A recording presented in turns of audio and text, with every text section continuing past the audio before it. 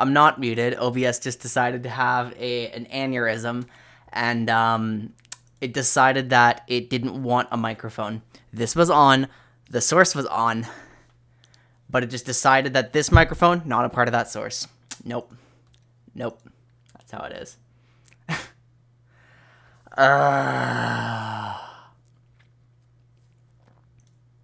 Everything was unmuted. Literally everything was unmuted. Alright, whatever. Hello, everybody. Welcome to the patch 13.4 rundown for amateur play. My name is Quinn, and today I'll be using my system of predictive criteria to help me assess the probable impact of the patch on all levels of amateur competition, with a special focus on the underserved, platinum, and below. Please keep in mind that although every change will have an impact on solo queue win rate, systems updates and major champion updates are the only ones that should realistically have a significant strategy on your amateur strategy. It will make, a lot of these changes will make virtually no difference to players in IBS Gold, Platinum. We should be drafting around Comfort anyway. That's sort of the thing, right? If you're watching this a week later, sorry. If you're watching this roughly a week after release, check the comments below to just see if I've posted any updates, right? Sorry, I'm going to retake that one, right? IBS. I'm making a video, so I'm going to just do another take. You guys can deal with it, right? If you're watching this roughly a week after release, be sure to check the comments below for any updates to my predictions. And if you are watching this on YouTube and it's a few days after the patch and you're like, oh no, my game was before you were able to post this video, I do record these live on Twitch, and I encourage you to check it out there if the edited video doesn't come out at a good time for you, right? How's everyone doing today? We have a big patch. Hee IVS. Yeah, okay, I get it. Right. Hee IVS. Funny.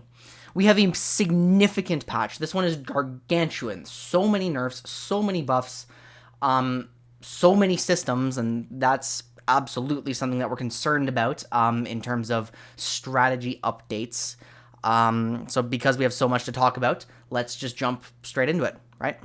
And the astronaut skins, yeah, very important. So we are starting with Ahri. She is receiving 20 base health, she is receiving 3 base armor, and she is receiving a shorter cooldown on Spirit Rush. They're saying Ahri disappeared when her mains needed her most because she received some nerfs. She's struggling to keep up. Yeah, and her core item, which is Everfrost, is not very strong, right? Now, we're still assessing Everfrost after the 13.3 Tenacity updates, so it's possible that that, in combination with Ahri's direct buffs, is going to make her like a bit of a better champion. We have a couple of things to check, though. First of all, I'm just going to pull this over. I'm not going to be able to see you guys for a moment. Say bye, chat. Bye-bye. Oh, I already have this up. Oh, that's Legends of Runeterra. She looks so nice now. Look at that. Okay. HP 570. It is now 590.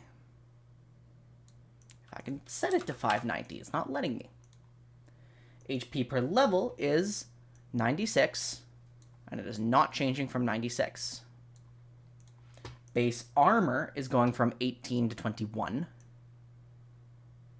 which is a major jump, right? 3 armor at low values is significant, and she gains 4.7 armor per level.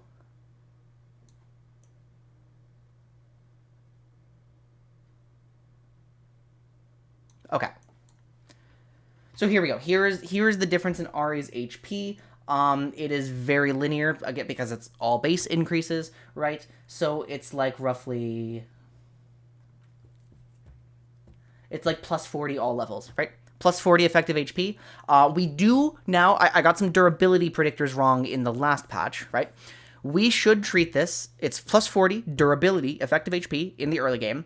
And on burst champions, plus 40 damage is a significant change in lethal windows early. So this is a meaningful increase in durability against physicals for Ahri. Only physicals, right? It is. Yeah, I've made Desmos apps to track everything, right? Now, is Ahri the type of champion who likes to cast ultimate on cooldown? Yes, she is, actually. She absolutely appreciates the safety that this brings her. She appreciates the playmaking opportunities. So, you know, we see like this I'm not going to like say this is gargantuan or anything, because we always have to check, like, okay, is Everfrost actually good in the Tenacity update, right? And hold on. Well, her last buff was... Whoops. Her last buff was an AP ratio update on 12/21.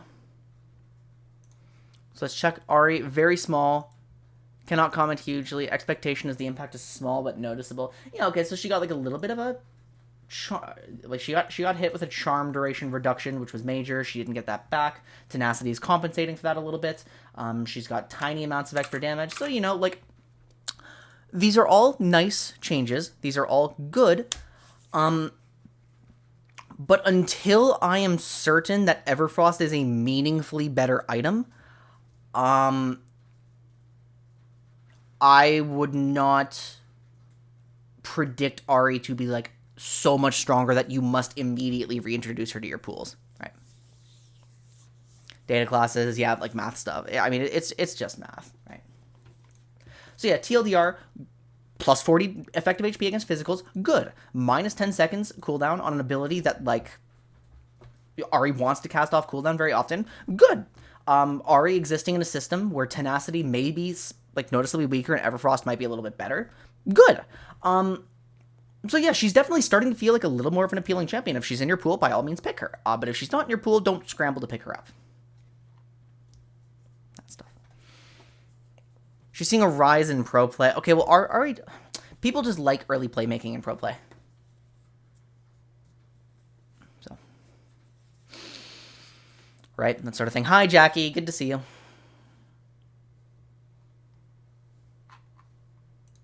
Victor saw... it's a matchup thing. Yeah, okay. Alistar. So, yeah, Alistar did not receive the buffs that we had hoped for. I said that last patch... It's down here. I said that last patch, the passive healing doesn't translate to a significant increase in laning power, but it's a lot stronger later. So we wanted to start building Dark Seal, but I didn't really see new pick conditions. Now, some pro players have been messing around with, like, AP Alistar mid, AP Alistar top. I think it's kind of a meme, but I guess keep that on your radar. It is funny. Like, it might be kind of a Blitzcrank jungle situation, you know? So what happens? The ally heal of Triumphant Roar is now increased to 7% of Alistar's maximum health, so it's about equal to pre-patch teammate heal values, so they're like, oops, we accidentally nerfed Alistar's ally healing, I guess. Sure, that is a very valuable property, and that's kind of nice. And we will check this in the context of the support item that's coming up. Plus 10% AP, plus 10% AP. Okay, you're building Dark Seal every single game on Alistar. Without the context of the systemic change, I still wouldn't immediately jump to, like, new Alistar pick conditions, but I do think that Alistar is one of the better melee supports with, like, what state he's in, at least compared to Leona or something like that, right? So if we do end up seeing a major shift, and melee supports are good, and Alistar's good into melee supports, we probably do start to feel like Alistar is a better champion that we want to pick a lot more often. But in a vacuum, no, nothing. Medjai's on this guy seems crazy. I know, right? Like, these are Rakan ratios. If you can actually justify the Medjai's, especially since you don't die with ultimate in an advantaged game state. So, funny guy, right? So to sum up in a shorter way, these are crazy ratios. But just like last patch, in a vacuum, this doesn't create new Alistar pick conditions. What would create new Alistar pick conditions is him being a much better champion than, like, Leona in current state. And if melee supports come back into the meta in a big way, then Alistar is good into those, and then he just feels better to pick, right? But we're not suddenly blind picking Alistar just because his Medjai's is strong, right? Amumu. So, Amumu is an incredibly strong jungler. The funny thing is, I just slept on him for such a long time. I thought, no goddamn way Amumu is actually, like, a meaningfully strong jungler. His clear is surely still kind of unhealthy, right? And to a degree it is, but, you know, demonic champions, I slept on him. So, what's happening to him? Health growth, significant reduction. Armor growth, minus 0.2. Magic damage per tick is going down. It's just the ratio here. When you're maxing it, it's now minus 0.4% max health per tick.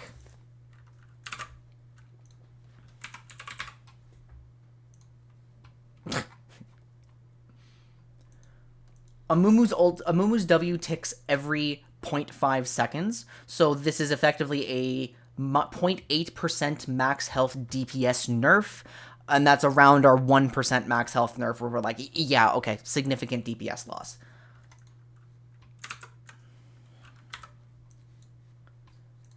I have to plug him in here now.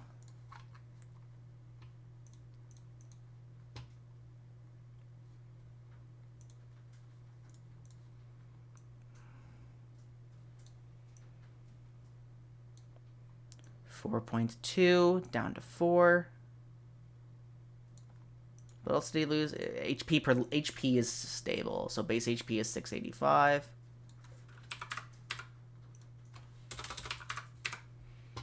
And his health growth is going down from 100 to 94.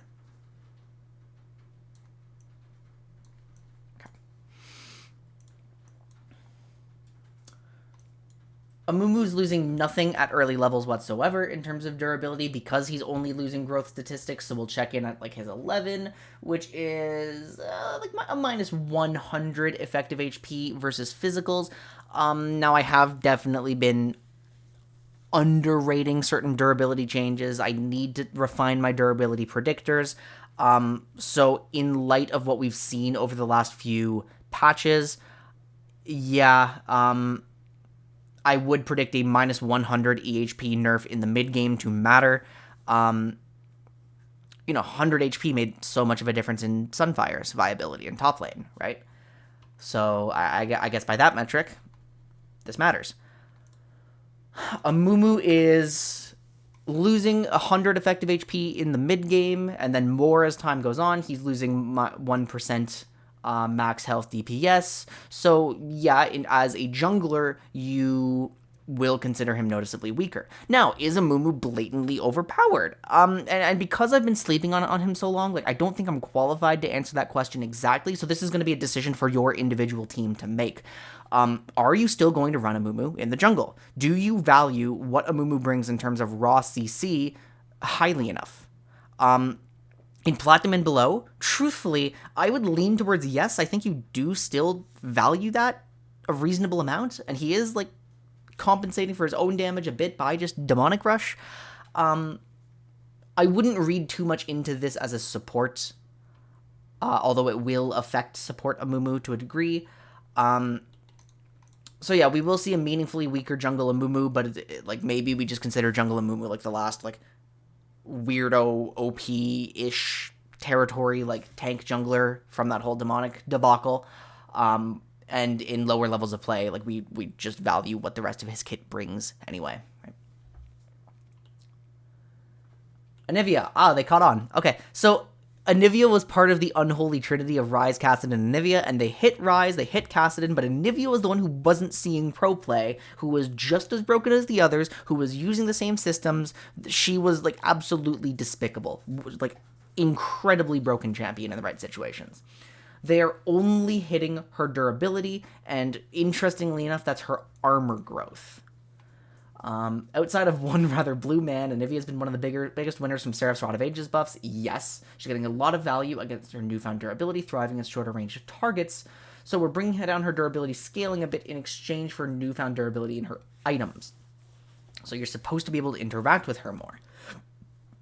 We have another Desmos check. We're gonna be busy with these today, aren't we? And feel free to like just chat, right? Feel free to just faith the unholy trinity. Don't. You're getting those shorts too.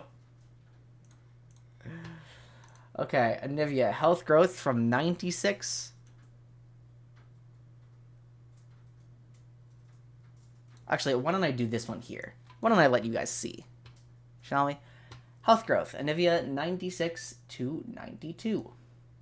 Armor growth 5.2, which is Pretty high. Pretty good. 24.9.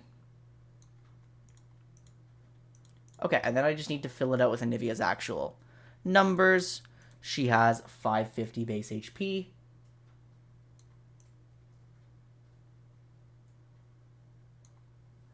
And she has 21 base armor.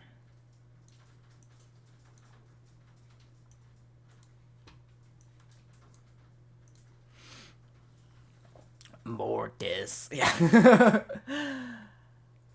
Okay, what does this mean in terms of scaling? Let's check level 6, right? It is about a 30, 32-ish window. Okay, so that's like the danger zone, but not something like hugely significant. We'd be looking at that as burst champion. So I'm looking at her like melee, like her physical assassin matchups, right? Because we do have to consider those a lot more in amateur play when we're not as concerned about the scaling of champs, right?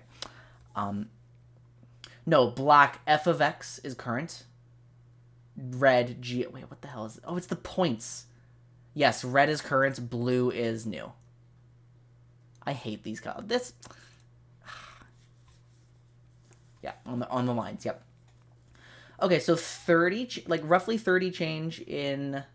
Well, it's actually approaching 40. Hang on. No, it's approaching 40. Okay, approaching 40 at 6, scary, because that opens her up to like Zed all-ins, Talon all-ins, Kiana, stuff like that. Minus 40 is a real threshold, right? In the mid game, yep, we're definitely hitting 100 at 11, but it's only against physicals, so I guess marksmen are going to be killing her more easily.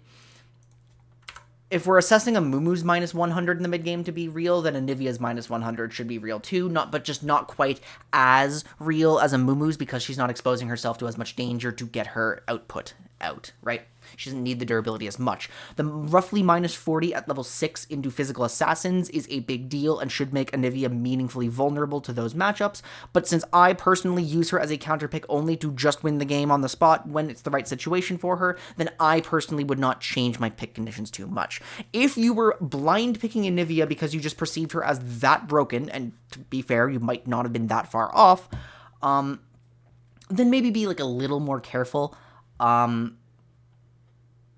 An Anivia that is easier to kill is definitely an Anivia that can't control quite as much, but at the end of the day, she's still a siege breaker, and if, like, nobody can just completely abuse her in lane, she will still get all of her control value, right? Annie, who just... Wow. Annie was a funny champion. Last patch, I said she got some hugely significant buffs across multiple strengths, which is a style of buff that tends to really impact power. The E change was huge. The passive change was huge, especially for support. What I did not imagine would happen is that she would just straight up become a dominant meta mid laner and support. I thought Annie support before was so bad that it's like, this is a great change. Now I have a funny off-meta strat to play. But no, it's just really good. Really good. So Annie is outstanding. And she also got a hotfix nerf on the last patch, which affected her shield mana cost and the AP ratio. It only trimmed the fat. I didn't make a prediction. Her win rate was still really good in the end. They are now nerfing the retaliation magic damage, especially at higher ranks. It's minus 25, and people were maxing the second in some matchups, and I certainly was, especially on support Annie, so I could be an enchanter, 3 points Q into Emax, right? Tibbers cooldown going up, I mean, Tibbers is so dominant, but I don't think we really care. This is significant, and this is just on its own minus 35 base health, which, you know, approaching our 40 threshold to die to burst champions, and, like, we're struggling to trade some more, and it's like, okay, well, Annie, you definitely are not retaliating against trades as hard. You are definitely not just, like, she was so unreasonably tanky, right? She was so unreasonably tanky. You would trade with her, she would just tap her E, doesn't matter what you hit her with, she won the trade. If it was a short trade. So they're trying to reduce the impact of that and make her a little more exposed in the early game. Okay. We're aiming to bring down her base health pool to give more opponents earlier counterplay. Wow, they're really hitting us with a bunch of changes in our early game threshold to die to more plays. And you know what? Fair enough. When Annie's tanky, she's so consistent. The Roa Rylai's build was disgusting. Oh yeah. It was situational. It was not an every game thing. Yeah, that's the other thing. This champion had so much build diversity too. You could arguably just slam her whenever you wanted. Especially since, at top levels they're not playing as many mages, and it's really easy to hit like a positive Silas matchup or a positive like Akali sort of thing, right? So this is another situation where we have a champion with just completely unreasonable power levels who is receiving a nerf to multiple aspects, and multiple aspect nerfs are usually significant, including a major durability change. So how are we picking Annie before? Nope. No Aurelian nerfs this patch. I think no Aurelian nerfs.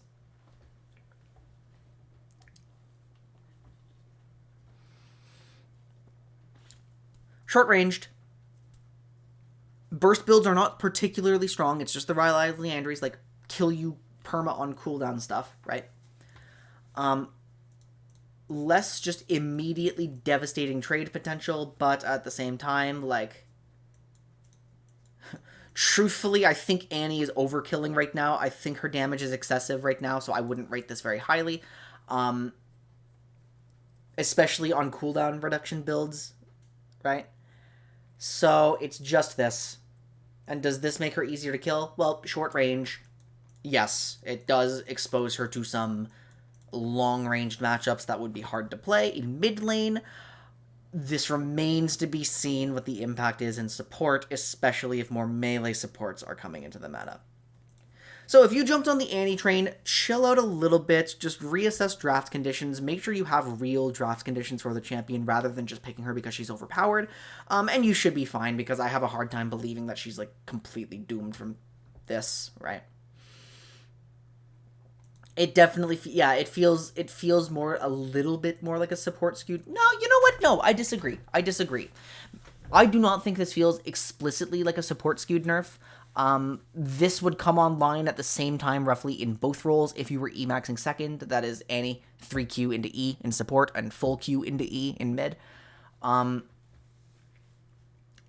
it is a nerf to every style. But I mean, it does make her more vulnerable to all-in. It makes her more vulnerable to poke. It makes her more vulnerable to, truthfully, everything.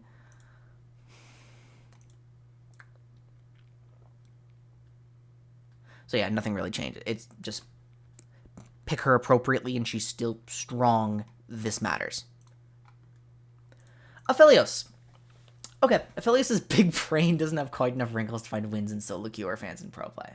Simple buffs. Okay. So, Aphelios is getting an increase to his bonus attack speed, the W level up.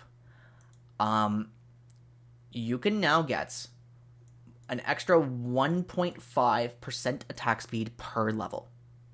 It goes from 45 at max to 54. It goes from 7.5 at min to 9, right?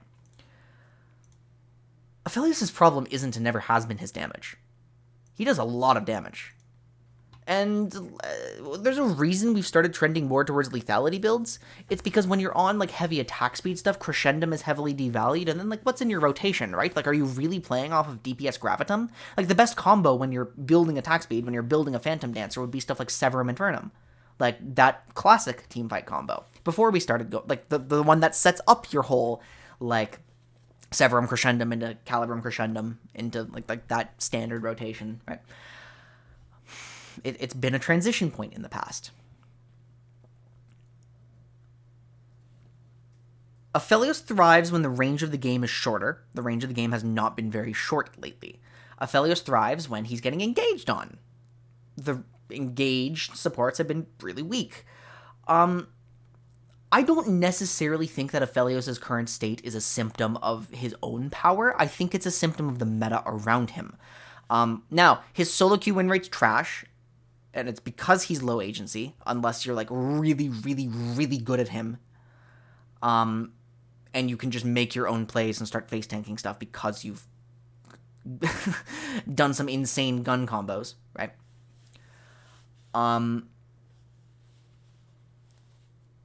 But his solo queue win rate is not a fluke. Because we can argue that he is a control champ, a control team fight sort of thing. We can argue that he's like purely a defensive reactive anchor, unless you're really good at him. And we could argue that that style of champion is always unfavorable in low-level amateur. So while I think the meta might be trending in a favorable direction for Aphelios, like, he's still not a fantastic champion to play in terms of how Platinum works, in terms of how IBS works, in terms of how Gold works, unless you are just an extreme Aphelios main.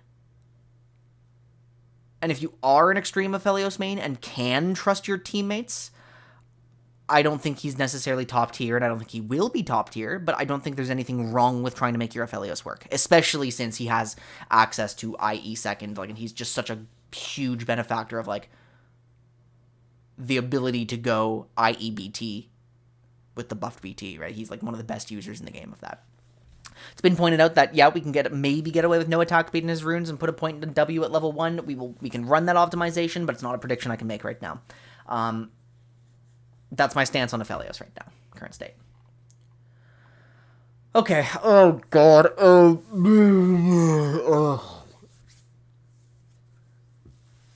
Do we have anything we need to talk about before I move on, by the way? Just any things here? Any feedback? Any cool ideas? I'm gonna get some water.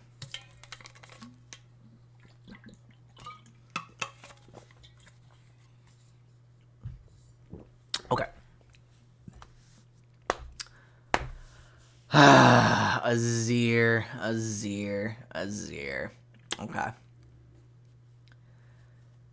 This is an absolutely huge set of changes, and we've got to be careful, right? Because there's a... Let's see what it is. Minus 100 base mana, but plus 15 mana growth. Soldier recharge time is up by 1 second early. This is a spell that Azir wants a lot of access to. Shifting Sands magic damage up by 40 at high ranks with a plus 15% AP ratio increase. Emperor's Divide, damage up at all ranks by 25 and a plus 15% AP ratio increase. So these are not 100% nerfs. In fact, burst builds are stronger. And in fact, there was another change that was on Twitter that didn't end up making it to the patch notes. So there was going to be a nerf to Azir's 3 soldier damage that did not make it through. So Azir is getting some good damage buffs with some burst spells at the cost of early mana. Dealing magic damage to enemies within his hand path. Okay. No, it's not just plus 25 to R. It's plus 15% as well. Plus 15% here. It's plus 30% AP to his combo if you're hitting someone with Shifting Sands, I guess. Right? Okay. You didn't think the ASW nerf was that important? People play Burst Azir instead of attack speed consistent damage Azir. Well, Azir in his best spots was still playing that way. Like Leandry stuff, right? Oh, wait a minute. Yeah, thanks for catching it. Plus 25 at level 1, plus 75, plus 125.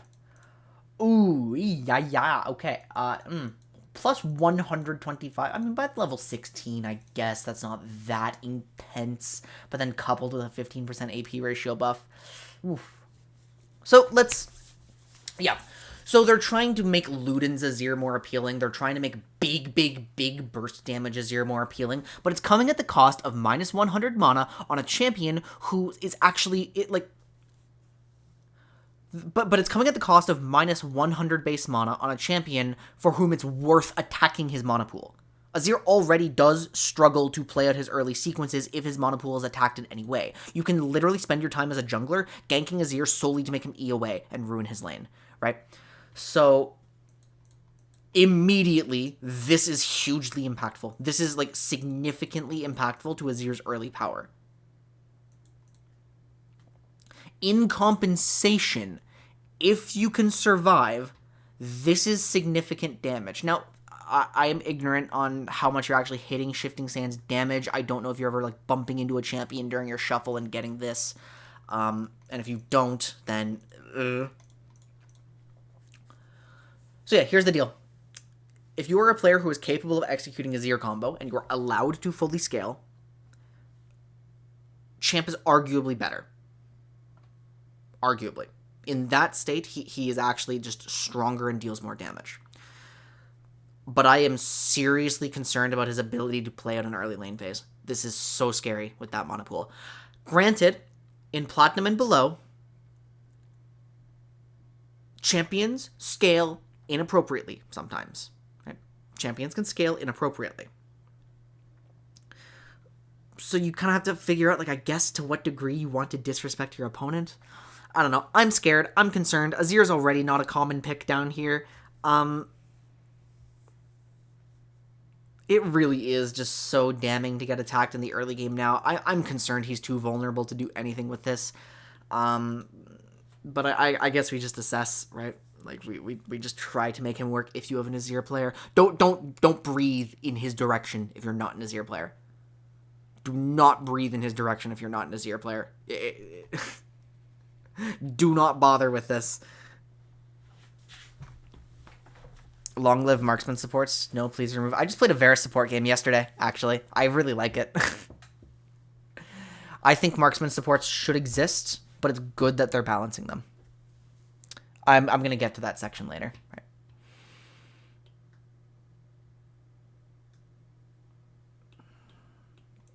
Okay, Cho'Gath. What are they buffing? They're buffing Cho'Gath. Yeah, so they're saying Cho'Gath on tank builds is struggling because tank itemization is weird and awkward. But what they've done is they've made AP Cho'Gath a monster again. Feral Scream, mana cost down significantly at high ranks. Q, mana cost at all ranks down, so 80 carry Cho'Gath, like bot lane AP Cho'Gath is... He can play out his weakest sequences a lot more easily. It's genuinely a good pick. Plus 20 base damage at higher ranks here. Okay, so this is good for tank Cho'Gath, who has matchups in which he wants to level Q first, right?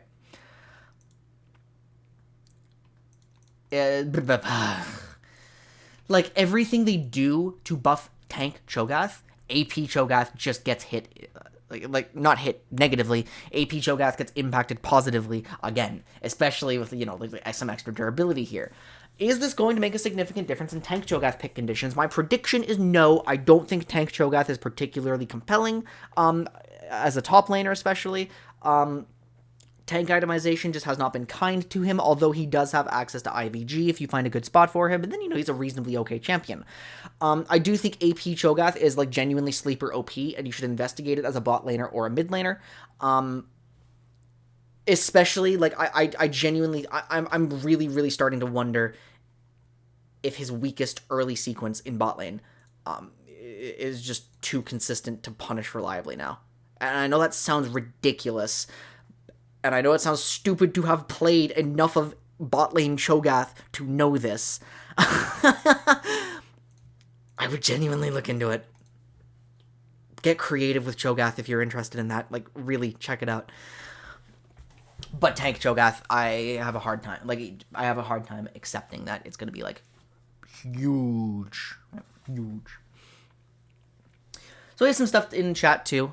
You think double Hob isn't healthy? That's your view. Hob Varus Ashe to kill you level 1 is not okay. I think it is okay as long as they are meaningfully weak and killable in the second sequence. I think it's okay.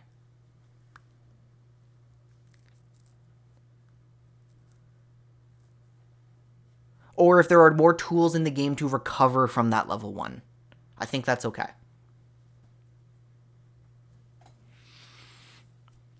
I also just, I like the new age of League of Legends where you are allowed to get very creative in what you can pick, and I don't want things to be nerfed out of viability. I want things to be nerfed to a healthier state where you can still play what you want.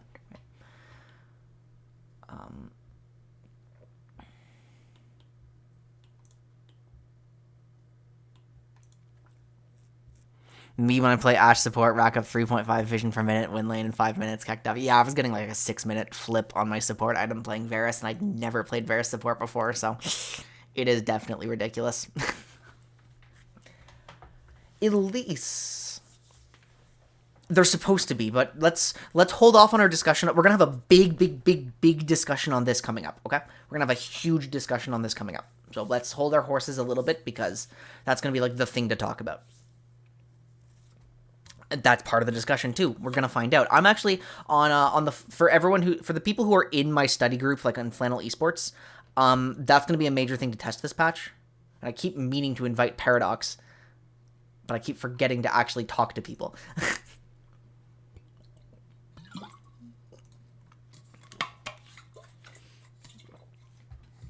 Elise. Elise is picked very commonly in pro play right now. And she became a much better... I didn't know this until recently. She became a much better jungler in the new season because she's actually capable of clearing her camps that she struggled on before. That's threatening, right? Elise is losing 10, 15, 20, 25, 30 burst damage on her Q, right? Which, as a first champion, 30, 35. Okay, we have to consider that. Spiderling, the magic damage on each is going down like +2, +1, nothing, +1. Sorry, -2, -2, -2, -1, 0, +1. Okay, yeah, Elise Spiderling DPS increased by 1. Sure, whatever.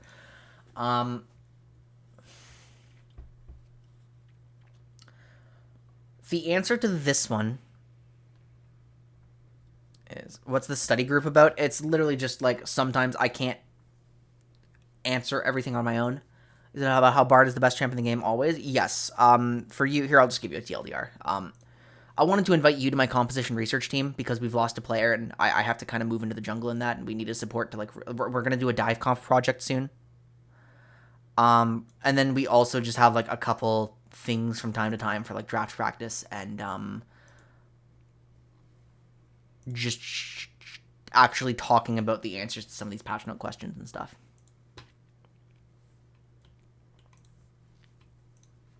So I'll send you that after this.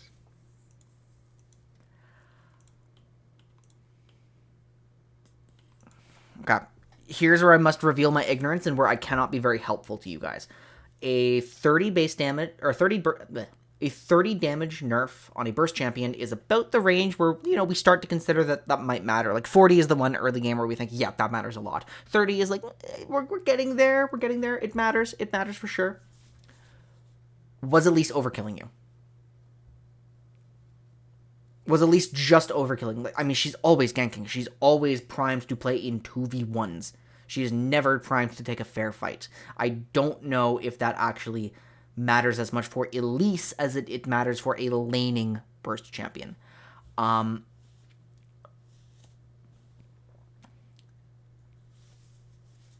Because I don't know for sure if Elise deals excessive damage in that context, I cannot completely predict the outcome of this.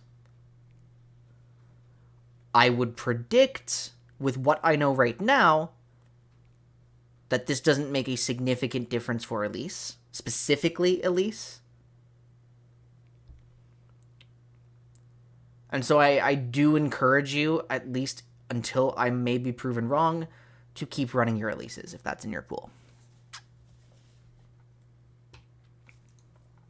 Jarvan, speaking of me being wrong, I posted a comment underneath my own patch note rundown last week, or last patch. I was just wrong about how to approach ratios like this on durability steroids. This was a really big deal. Where I failed to assess the impact of this was, like, my personal experience with Jarvan had always been on, like, full tank, very low econ builds. Donate everything to my laners, sacrifice my resources to get my laners ahead, just be, like, that kind of low impact, or, sorry, not low income, high impact champion, like, the lowest econ jungler in the game. That is not, in reality, how the standard Jarvan is played. He is actually gaining quite a lot of resources in the context of solo queue, because he's just really consistent at snowballing. So what ended up happening is by losing a second on his W and by gaining like a tremendous ratio on this, Jarvan just became way more capable of actually fighting you and way more capable of snowballing into much higher values on this than I had predicted. Right? So they're trying to tone it back a little bit.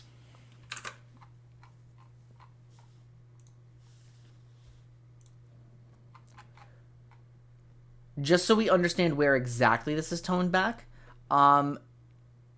effectively he's keeping his base armor increase, he's keeping his new ratio, his shield duration is still reduced because it's fatter, but how often does this realistically come into play when you're fighting somebody? Not very much. And the cooldown is going back up to its original value. That cooldown change was quite a lot bigger than I predicted. So because my predictors are a little bit wrong about how cooldowns on shields and ratios on shields like impact a champion, I'm not gonna take a firm stance on this one. But my expectation is that it's going to feel more like a love tap than like a complete revert of everything. He still keeps his durability, he keeps his new ratio, he's still a competent snowballer. It's just like maybe a couple early game situations. At the very least, I'm not going to stop picking him, and I don't think you should either.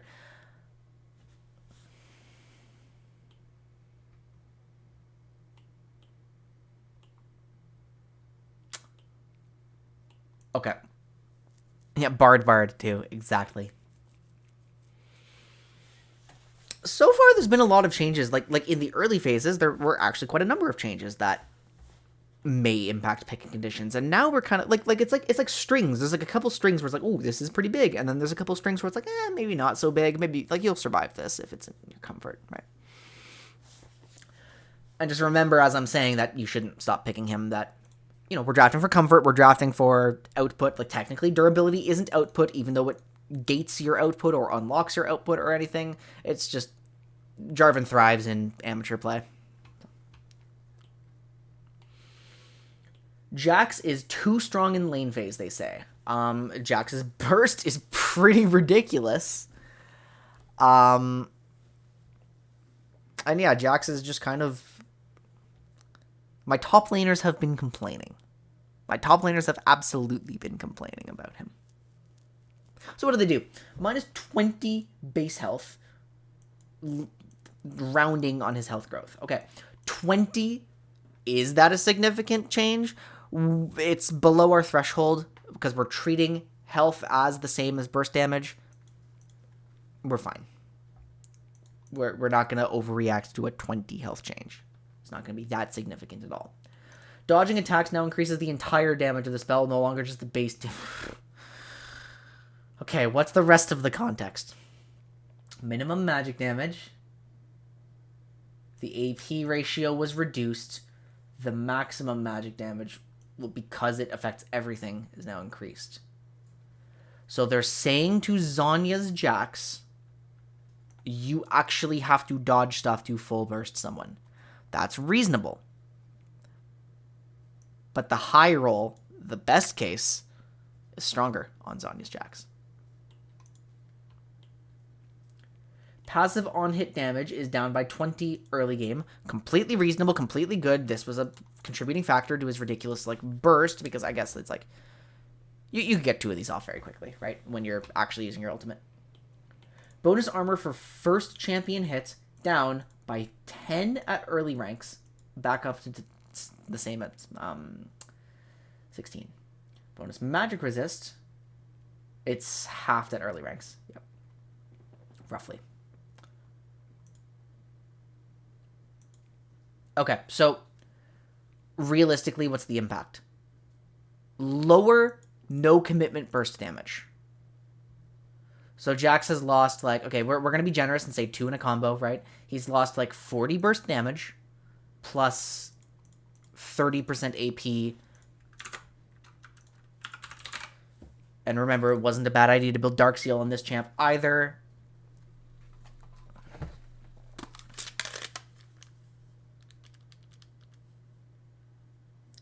Yeah, so that's like a loss of 24 damage. So Jax is losing Jax is losing like 60-ish burst damage in a combo, assuming he has Zanya's. 40 if he doesn't. Um, that's a burst damage change. But it's on a DPS champ who has other output. Going up in the best case. This is negligible until you factor in this, and it's like, okay, a 10 resistance change is a big deal, right? 10 resistance is a lot, especially at early ranks. So this is we'll use a simple predictor from this and we won't overthink it. This is a nerf to multiple aspects. This is a within threshold nerf to burst damage. This is definitely a within threshold nerf to durability at specifically 6 with your ult active. And then, in best case, he's getting more damage on this burst. So, yeah, Jax probably doesn't run away with the game as much. Like, this is the type of nerf where we're like, because it's two aspects, because it's two reasonable aspects, because it's two laning aspects in top lane,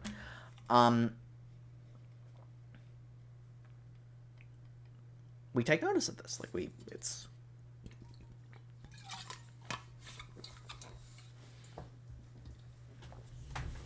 I'm trying to collect my thoughts on this, because, like, it matters, but how exactly does it matter? It matters, for sure. For sure.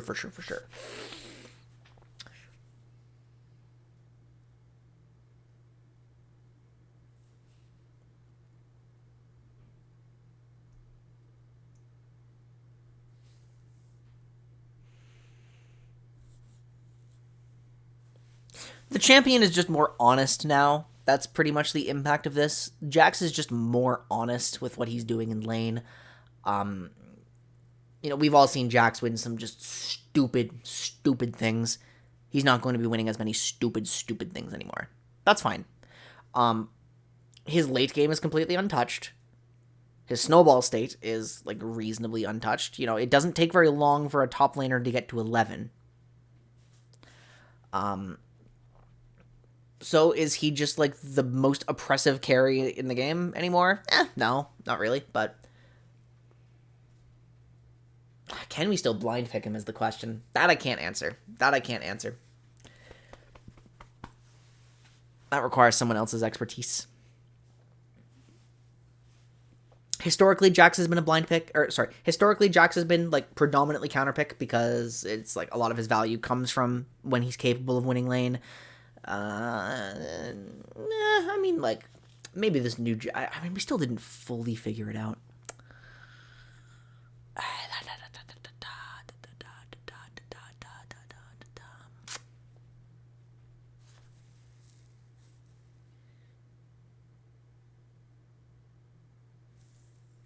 If you've gotten delayed from that ping spike, just pause and play again, please. My internet's been seriously acting up lately. I'm very upset with it.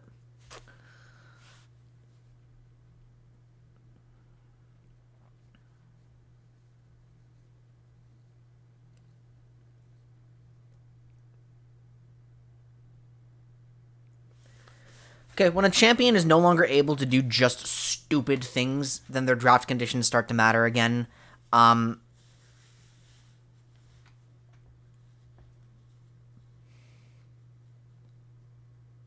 Yeah. When a champion is no longer capable of just doing stupid things, then their draft conditions matter. The old Jax, I think, was a response class champion. The new Jax, I haven't gotten around to figuring out, like, 100% whether he's completely counterpick only. Because he has received a meaningful nerf to his early laning, like, in multiple aspects, then he will lose some power, like, a decent chunk of power. But it's just like the Anivia change from above. If you can get him to the late game, he's still the same champion, pretty much. In fact, he's arguably better as a champion. He's just losing some Zanya synergy. And we'd love to see the Jax nerfs. We'd love to see them for sure. They will affect his blind pick matchups, for sure. Platinum top lane, will they matter enough? Platinum top lane. That's the sticking point. The TLDR, because I'm waffling and must move on, nerfs matter, may impact blind pick conditions. Again, unfortunately, not capable of like being 100% confident in this one. I am 100% confident that this will impact his power in a meaningful way. I am not 100% confident that it restores him to counterpick only status. That's satisfying. That's a satisfying conclusion. I'm happy with that one. Oh, we're buffing Malphite again.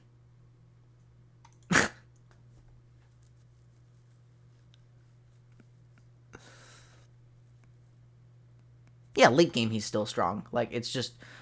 None of these really matter alone. None of these matter alone. Literally none of these changes matter alone. If you gave him just one of these changes, he would not be affected at all.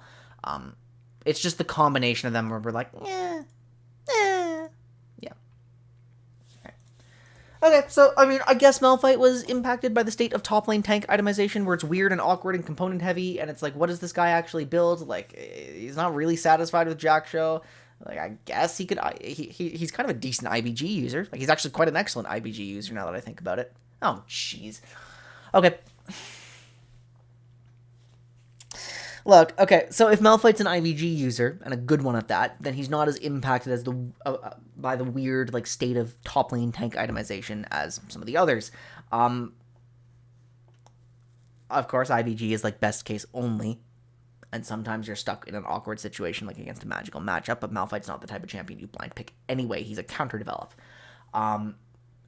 We are buffing Malphite's W cooldown at all ranks by 2. We are increasing the empowered attack physical damage by 5% armor. We are increasing the cone physical damage by 5% armor. He doesn't need this. He doesn't need this. He really doesn't. He absolutely doesn't. He's a strategic pick. He's a pick that, if the game looks good for Malphite, you have won the game. Malphite is ridiculously strong. He is excellent if you pick him right. He doesn't need this. Like, it's...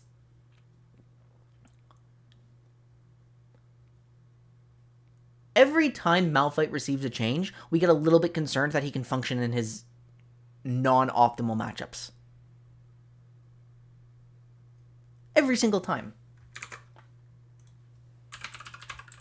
Let's check him, shall we?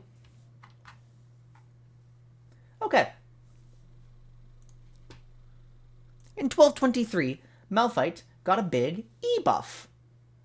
The base damage was increased by 30. The armor ratio was increased again on this one. Awesome. I said percent armor damage buffs are scary ratios to grant. Malphite did not need extra damage buffs and should be straight up overwhelming as a counterpick. That's what I said on 1223 with this change. Now he's getting more of those ratios and more access to his W against melees, right? On 1219, you know, Malphite's been in the patch notes a lot lately. He got AP ratio increases. The cleave AP ratio on W, the R AP ratio. Now, I wasn't super stoked on this one. I didn't think it would meaningfully affect him. I'd be like, okay, is it because his Everfrost rush into less positive matchups has gained more value here? It hasn't, because Everfrost isn't particularly strong. But, you know, this is still a concern, right? Granite Shield on 1216. Oh, the cooldown of his passive was reduced. Oh, the cooldown of Thunderclap was reduced there. What did I say about that on 1216? Significant defensive buffs. WCD decreased by 2 seconds of maxed second. No change in Cripple-reliant matchups, sure. But, like, you know, this also empowers your W passive because you have access to Granite Shield, right? Here's the durability update. Like, look... Malphite has been in the patch notes an unnecessary amount of times. This champion, on previous buffs, I predicted to be just absolutely game-winning, overwhelming, overpowered in those states. Obviously, his win rate is never going to reflect that, because if you just pick Malphite, he doesn't win, right? If you just pick him in generic matchups, that's not where you find success with Malphite. I genuinely believe, especially in Platinum and below, especially in IBS, Malphite might just be blatantly overpowered into his good situations. It might be impossible to lose the game in a correctly drafted Malphite situation at this point.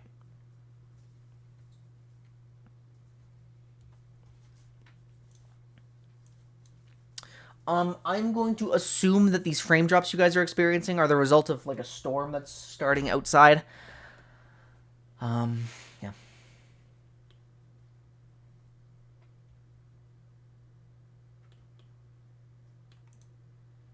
Okay, Maokai. Maokai is way too strong right now. Incredibly frustrating with his sapling bombs, which are meant to be zoning and vision tools, not damage ones. AP tree is a compelling build, but there's no risk to crafting a glass cannon when no one ever comes near it. True. The sapling cooldown nerfs will hit tank Maokai, and he seems balanced at the moment, so we're compensation buffing Bramble Smash. Yeah, I agree. Tank Malphite is not completely overwhelming. I've been picking him. The last set of nerfs that he got, we predicted no impact, right? We predicted virtually no impact. Because the demonic nerfs were predicted to be underwhelming, and the Maokai damage buffs themselves were predicted to be underwhelming, and so they didn't really translate to anything at the end of the day. Tank Malphite was indirectly hit by Radiant, which makes sense. Yeah. This is an unacceptable amount of packet loss, and I'm going to wait until this resolves so you guys can actually participate in the conversation.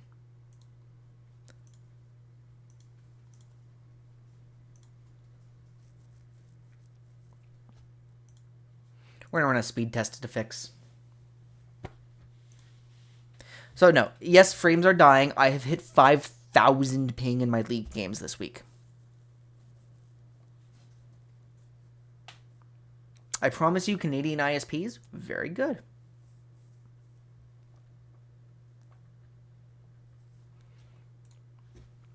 My download speed is 12 when I pay for 50. That's awesome.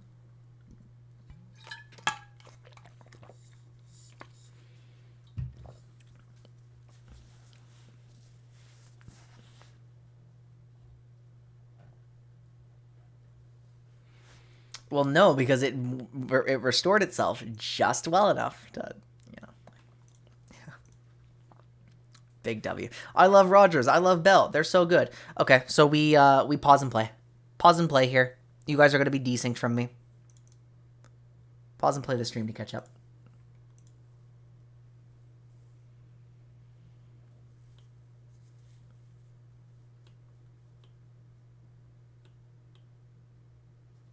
Your high score was 16k ping. That's kind of nuts. Okay, so let's see if this actually hits Maokai this time. E cooldown up. Yep, that's big. That's big. 4 seconds on a cooldown. You want to be just spamming absolutely. Setup takes quite a lot longer now to get like fully online, right? Okay, a -5 base damage, pretty irrelevant. A -10% AP ratio, but the damage is still doubled, so it's like realistically a -10 and a -20. 10 base, don't care. 20% AP, do care. Brush empowered sapling slow. The slow is going up 1 per 100% bonus health, 1 plus 1%. Okay, so the AP slow is quite a lot stronger. The health slow, not really any change in that. We're realistically just looking at this like 20% AP damage change, and is that alone enough? Yeah, I mean, it's a poke champion. We view him from the lens of a poke champion. Tiny damage nerfs impact poke champions a lot. This is a 20% ratio. So yeah, that does matter quite a bit for AP Maokai's power. Now, the compensation buffs that Maokai is getting are... It is eventually an increase of 1% per maximum health. That is within the threshold of a genuine damage increase that we care about when it comes to percent max health damage. Sustained percent max health damage, right?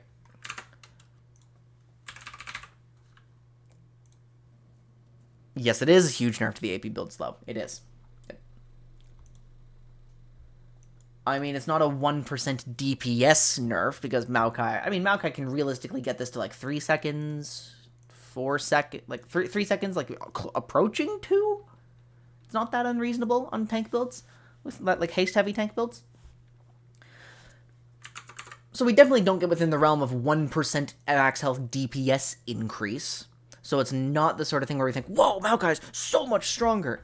Yeah, because ultimately he gets hit by this, even on tank builds, because he's less capable of setting up and getting vision utility and stuff. I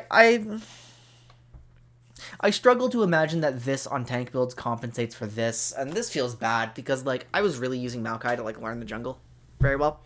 And I was using, like, the more honest tank builds after a certain point. So what does he still have in his output? Q damage is reasonable. E is a lot more gated than it used to be. R is still a very powerful initiation tool from the flank, still a very powerful defensive tool, like, still very powerful for pressuring around objectives, and, like, that's a tool that, like, Zac and Sejuani don't have, Mumu doesn't have. For the sake of Platinum play, okay? For the sake of Platinum, where aggression wins games, I do not believe that Maokai is your best choice anymore. Do not believe it. I actually do think this makes too much of a difference. Because he was oppressive by virtue of his control tools in an elo that favors aggression, and that's kind of shocking. Now he's losing those control tools. Or some of them, at least. In most cases, I do believe that you would prefer to be running the more aggressive Sejuani, Zac, Mumu, stuff like that. And if you're a tank jungle player, it's not going to be too much of a shift, right?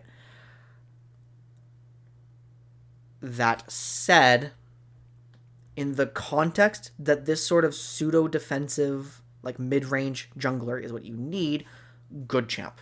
In the context of top lane, this won't affect him quite as badly because he doesn't get the same degree of setup.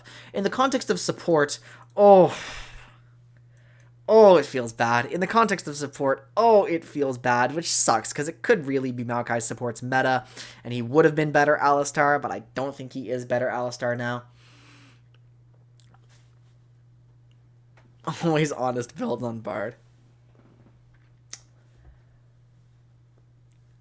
Okay, so for the first time in this patch, I do think we have a champion who should just straight up be picked less in amateur play, despite the fact that historically he has been a better performer in amateur than high level. I really do think this is a hugely impactful change on every build. I don't think this damage increase is enough to realistically matter.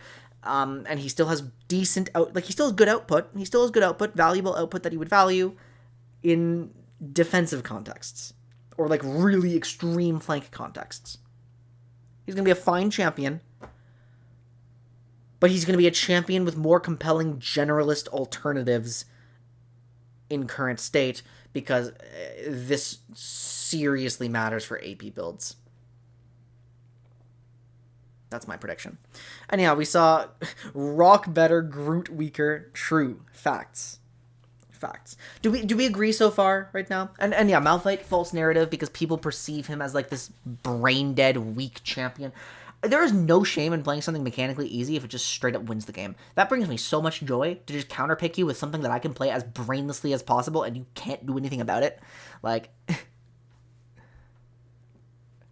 I feel like a lot of top laners have, like, too big an ego to pick Malphite. Or because he's a counterpick, they're like, I don't play Malphite. And they fail to realize that this champion is piss easy. It's like, I don't play Malphite. Right? Yeah, like Alawi, right? He's anti-ego. He's a funny guy. Very funny guy. Okay. Orianna. Orianna received a suite of buffs that we predicted would be high impact. When did those come out? 13.1b? Yeah, 13.1b. A diverse collection of buffs is a style that usually increases power to a meaningful degree. Now, Orianna got some slightly increased, or cleaned up wave clear, which requires fewer Ws. The W mana cost was increased, which could affect support Orianna a little more, is my expectation. Plus 50, plus 10% AP damage on R, major burst increase. But at the end of the day, what some mage players concluded is that she's still a burst mage in a meta that doesn't favor burst mages, and they just didn't really want to pick her up again. She still felt weak to some of them. Right?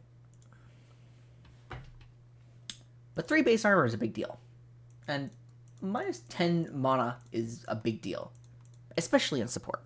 But support's getting hit by, support Orianna's not particularly compelling. It's not particularly strong. It was funny. It's getting a buff, a good buff, but it's also getting a nerf when we look down there. Whatever. 3 armor. Big deal. Let's do the Desmos.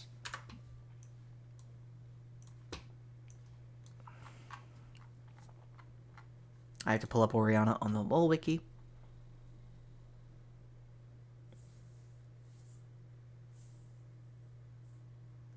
I can't find her. There she is.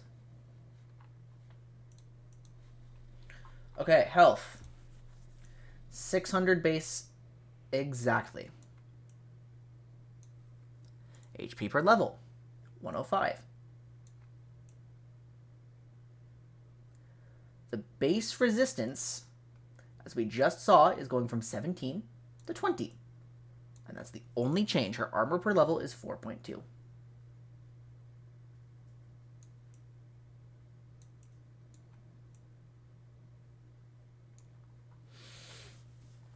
That is an increase of 18 effective HP against physicals at early levels.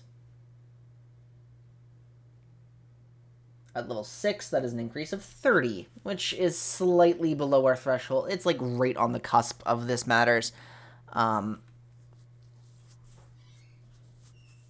It's slightly on the cusp of this matters for lethal thresholds, right?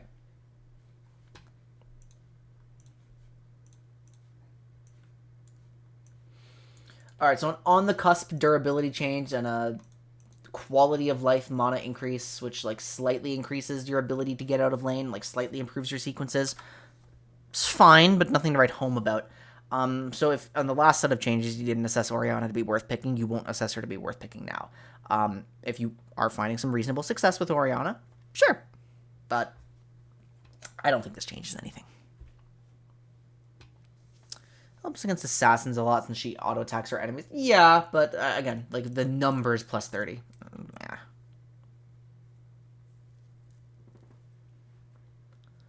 I think we assessed that plus 30 to be almost worth it for somebody else. It is. It is. It's just I guess it kind of plays into the narrative of Orianna has no bad matchups. It's just nice. Yeah, I agree. Riven is intended to be a very high mastery champion. We don't think her current state is supporting a type of play that allows her to masterfully snowball her leads into wins. It's now okay. We're getting rid of her atypical passive scaling to make it more early skewed and less spiky, while letting her passive do a little extra power so she can move more and more powerful side lane threat. Riven's passive, Runic Blade, now grants her 30 to 60% AD, gaining 1.75% bonus AD per level, making her more threatening at without hitting breakpoints, especially in the early lane. Runic Blade bonus damage is now applied to towers, but only deals 50% of the increased damage. Riven can now see that. Okay, so what a weird champ.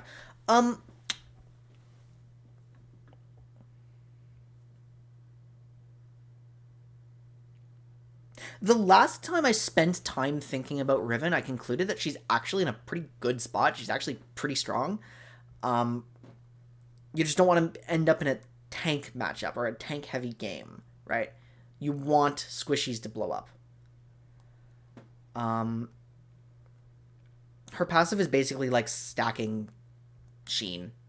That grants her some AD, right? While it's active. We'll look it up for you, Sonic.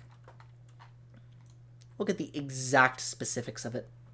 There's no harm in being precise, right?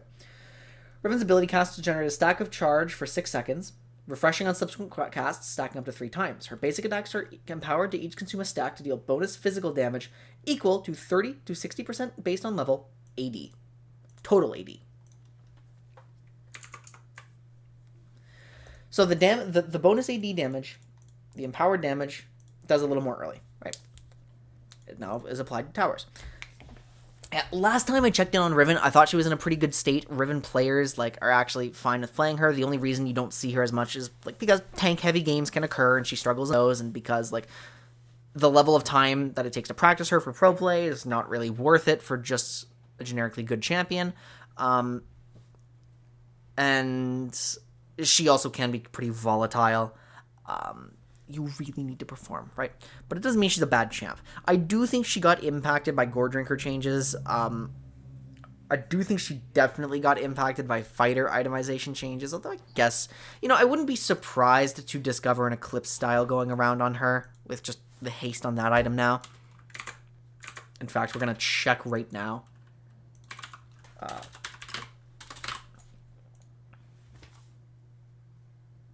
Oh, well, sure enough, there we go. There it is. I was right. Okay. And some people are doing some Jack Show shenanigans, presumably with Cleaver Rush, because Cleaver's an insane stat stick and would be really good on her, right? Oh, well, apparently not all of my predictions can be winners, huh? Well, it made sense to me, so.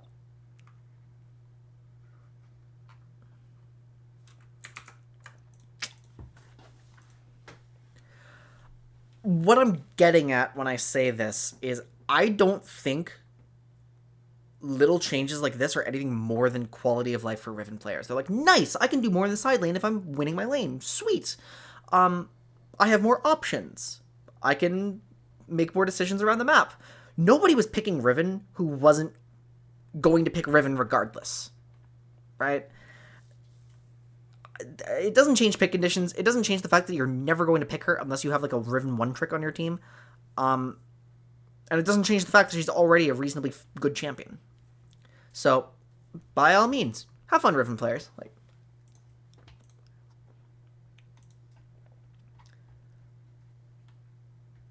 Okay. So, Samira is a champion that just wins solo queue games. She wins a lot of solo queue games.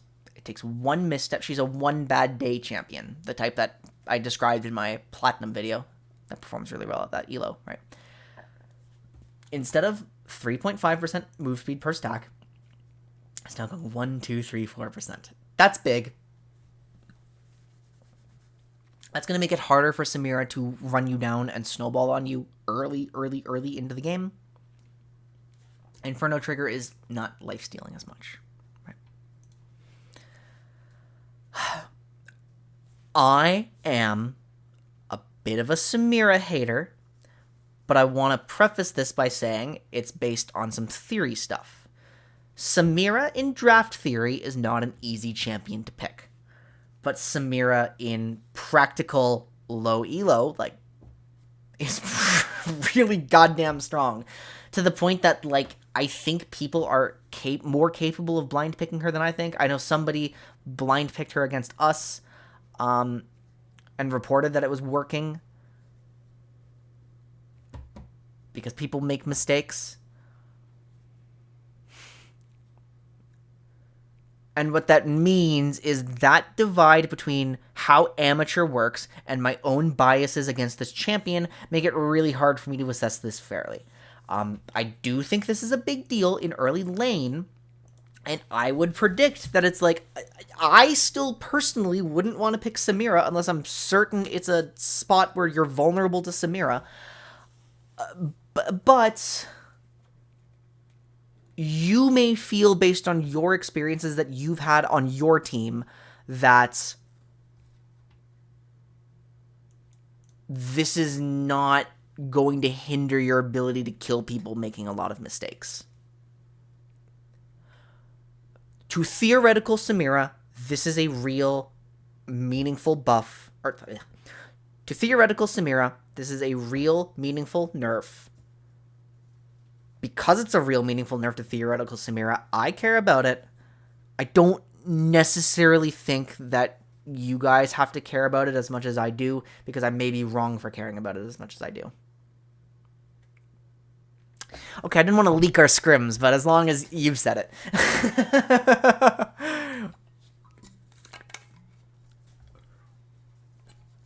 It's very bad manners for me to reveal the identity of who said that from a scrim.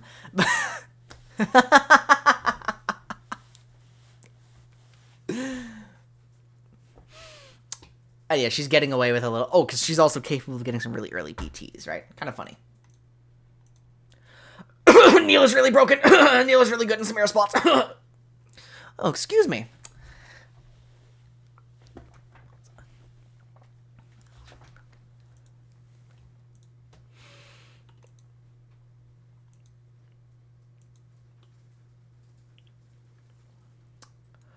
Oh, boy! Oh, boy! Oh, okay. So for those of you wondering where Senna was in the marksman meta, like the marksman support, well, let's just say here she is.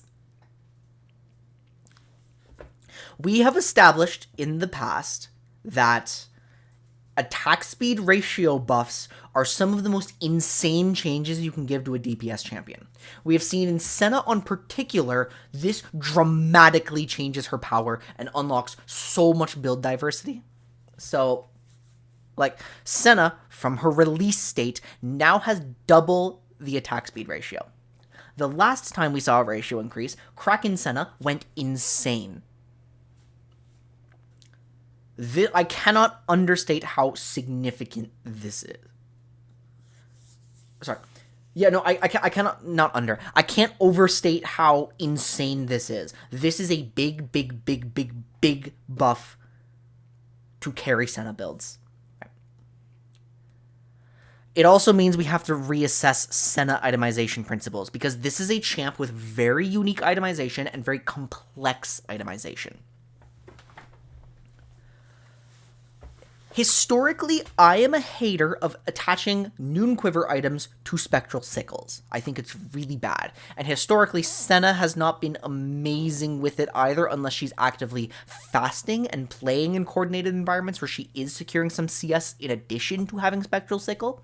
The reason I hated it was because Kraken does realistically nothing for Senna until it's completed, where the attack speed ratio is in a state where it's like just good enough to be pretty solid once it's done, but it's not like buying an attack speed component is good for Senna at all. That might change. And there's been a slight rise of Blade of the Ruined King Senna. I had a silver friend who's like, yeah, I'm playing with Bork Senna. And I thought that sounded stupid. And then I realized I had no way of refuting the argument he gave me. It was conceptually sound, as dumb as that sounded. I just didn't think it was better than anything. It's worth looking at again, though. There could genuinely be some proper support Blade of the Ruined King rushes. And it now becomes compelling against Eclipse.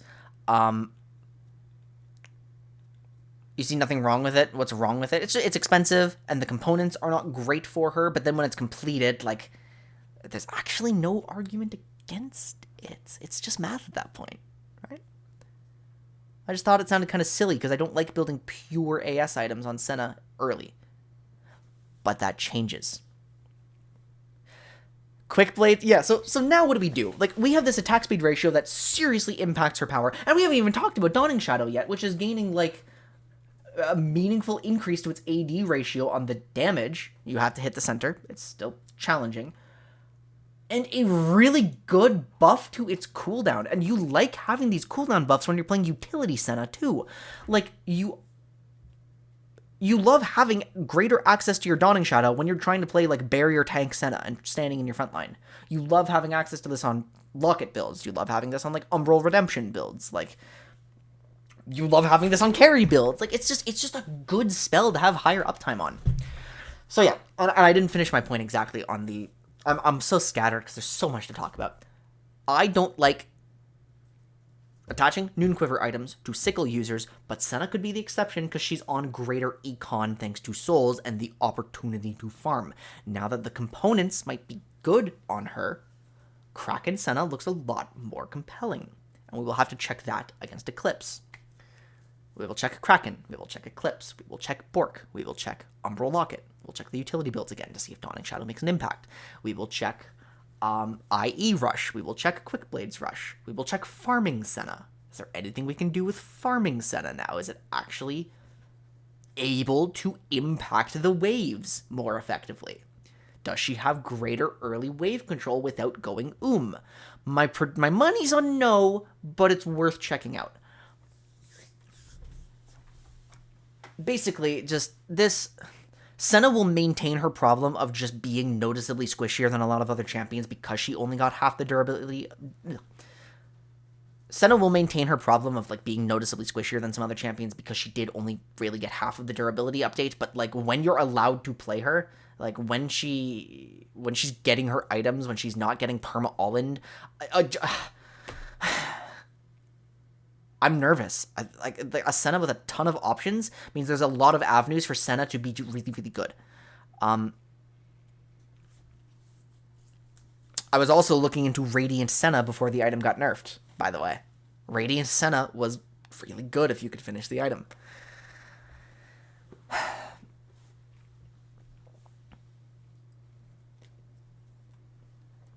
That's a really interesting use of support items, though.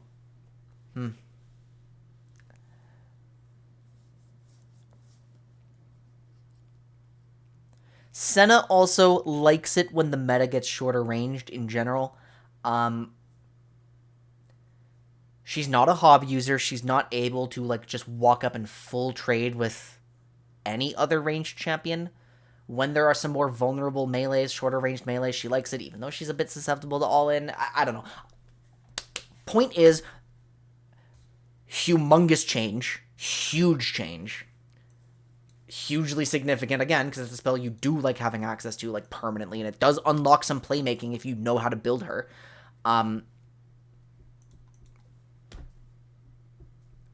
And we will have to factor in the support item adjustments into this, and we will have to factor in her durability problems, but, again, Senna having this many ridiculous... Like, Senna has so many options to check that it is very, very likely, with a buff this huge, that one of them becomes very strong.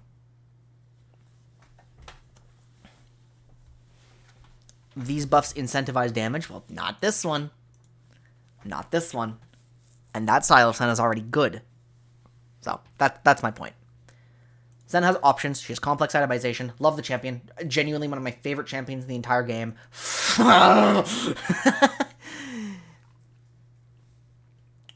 Okay. QEW is Thresh's most popular, yet least powerful skill order. It's currently optimal to max W early and Q late. E is cool. Thresh is at his best when he's throwing out hooks, navigating short-range combat, controlling the battlefield. So yeah, this is definitely Freak's influence here. Freak does not like W max Thresh. He thinks it's lame. This actually sounds like exactly his words. I wouldn't be surprised if he wrote this.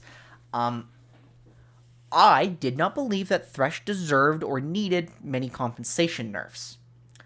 But let's actually start to check some things out here, right? Death Sentence, plus 20 damage at high ranks. The cooldown's down by 3 seconds. Still reduces cooldown by 3. It could be a hook every 6 seconds once you're actually in combat. That's a pretty significant increase to his CC output. Dark Passage, the early W, you know, it's not minus 1.5 seconds per rank, it's just 1. And it settles on a higher number and it starts at a lower number. And the base shield strength is not as intense when you're leveling it. Okay. And then he's also gaining plus 20 base damage on Flay. Later, he's gaining plus 10% AP. Okay. Thresh has appeared in the patch notes enough times that it is worth considering if he's actually back. Let's check in on him.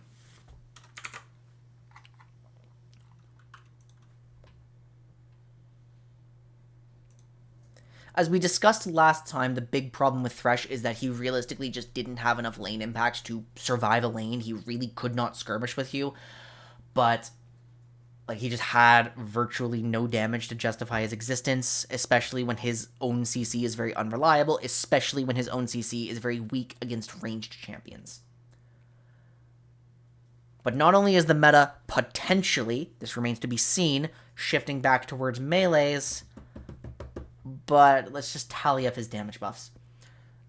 He's gotten plus 20 on Death Sentence this patch. Rank 5. Plus 20, rank 5, Flay on this patch. He got plus 20, rank 5, last patch. He got an AP ratio increased. Right?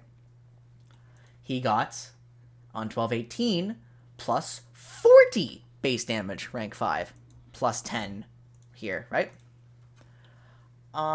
He got another plus 20 on Death Sentence. He got a cooldown reduction here. It's now an even greater cooldown reduction. Like, so, look, this was going from Thresh with no haste throwing out a hook every 9 seconds to Thresh throwing one out every 6 seconds. With no haste, by the way. No haste.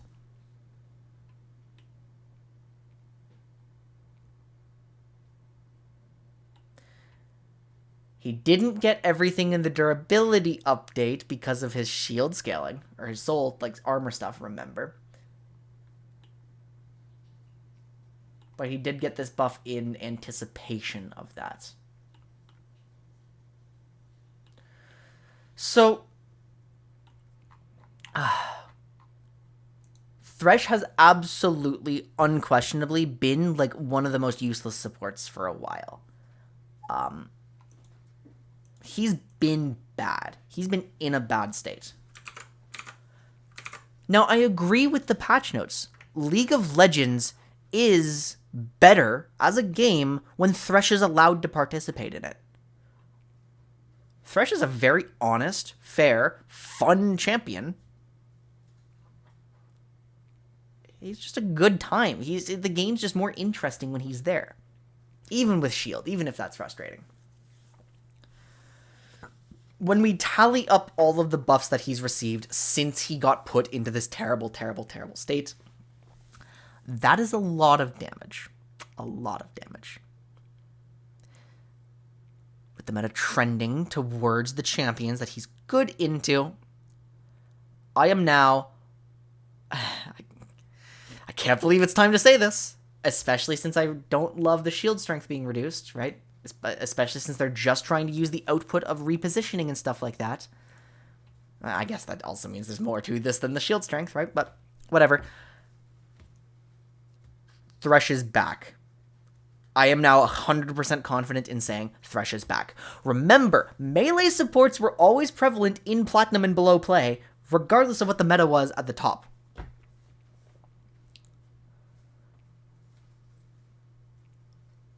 Yeah, I really, really do think even neglecting the damage, this alone does so much for being able to play out a skirmish. Thresh is back. Thresh is back. It is time to accept Thresh into our games as a reasonably good champion. I will be conservative and say reasonably good. Because, like... Yeah, but... Yeah, we never know. He's back. That feels awesome. That's awesome. I love it when unviable champions become viable again.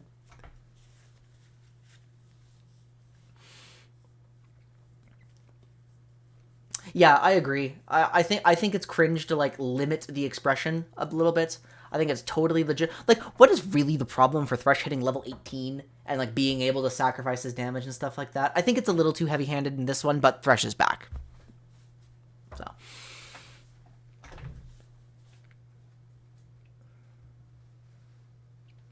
Okay, Udyr. I wish I had more opportunities to play this champion, but not what my team needs right now. He'd be so perfect for me. He was perfect for me. Since Udyr's VGU, we spent a few patches working on the power balance of each of his stances, as well as his overall power. As a result, his win rates for different stances has fluctuated greatly, but his overall win rate has been relatively stable. Now that we're more happy about how each stance expresses power, we're taking a bigger swing at Udyr's total power level, which has been a cut above other junglers since preseason. Okay, so they are now reasonably confident that Wildling Claw and Wingborne Storm are equally powerful. And honestly, I would agree.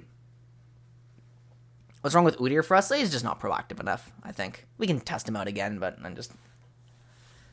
we can test him out, but I don't want to have another champ pool dilemma, you know?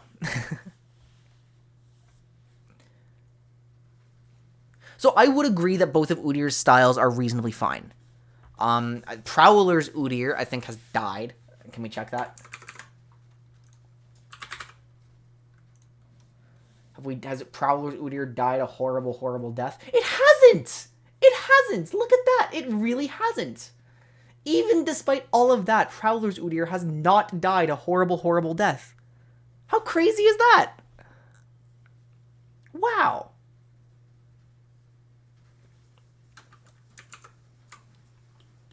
This effectively leaves Udyr with a lot of cool options. So Phoenix, I mean, because let's look at our last set of predictions. When did Udyr last appear in the patch notes? Yeah, so it was 13-1B, very recently. Received a second direct nerf to Prowlers as well as a hit to Phoenix. Prowler's Udyr expected to hit Funny Tier. This did not occur. Solo queue stats disagree. I thought the increase to attack speed was expected to benefit Trinity builds in the conditions that Bear Udyr is okay. Phoenix was going to lose some DPS, but Udyr is more than durable enough to play for longer DS or DPS. Predictors did not imply his last set of changes were major. He was still an excellent, excellent champion. Now they're nerfing him on everything. They are nerfing the increased slow. Is that just Awakening slow?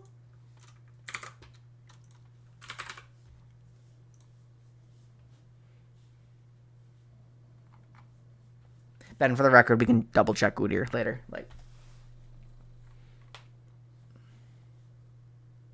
Oh, nice. Nice. So this is realistically just a love tap to specifically empowered Phoenix slow. This is a small nerf to Udyr's Q damage, and as a DPS champion in the conditions where Q max Udyr is good, doesn't really matter. This doesn't even realistically hit what Prowler's Udyr was good at. It's just a Trinity thing, right? This is concerning. This is concerning. That has the potential to harm specifically Udyr. Udyr is a champion who cares very, very, very, very, very much about his durability because that's what unlocks all of his damage. He has to be in the middle of people for a long time. So when Udyr's durability goes down, he could get meaningfully weaker. Let's check.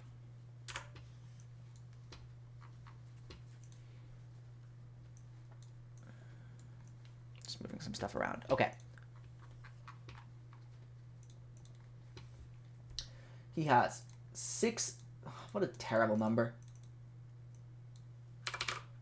664 base HP. He has 98 here. Oh, hang on.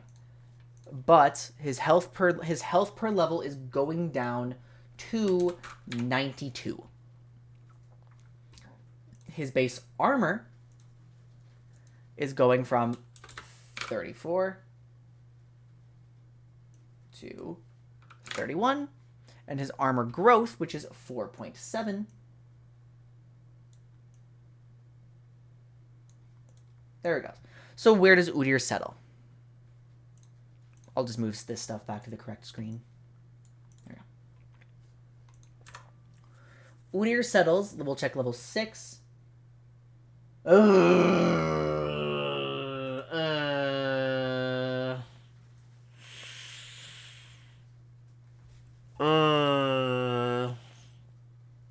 Uh-oh.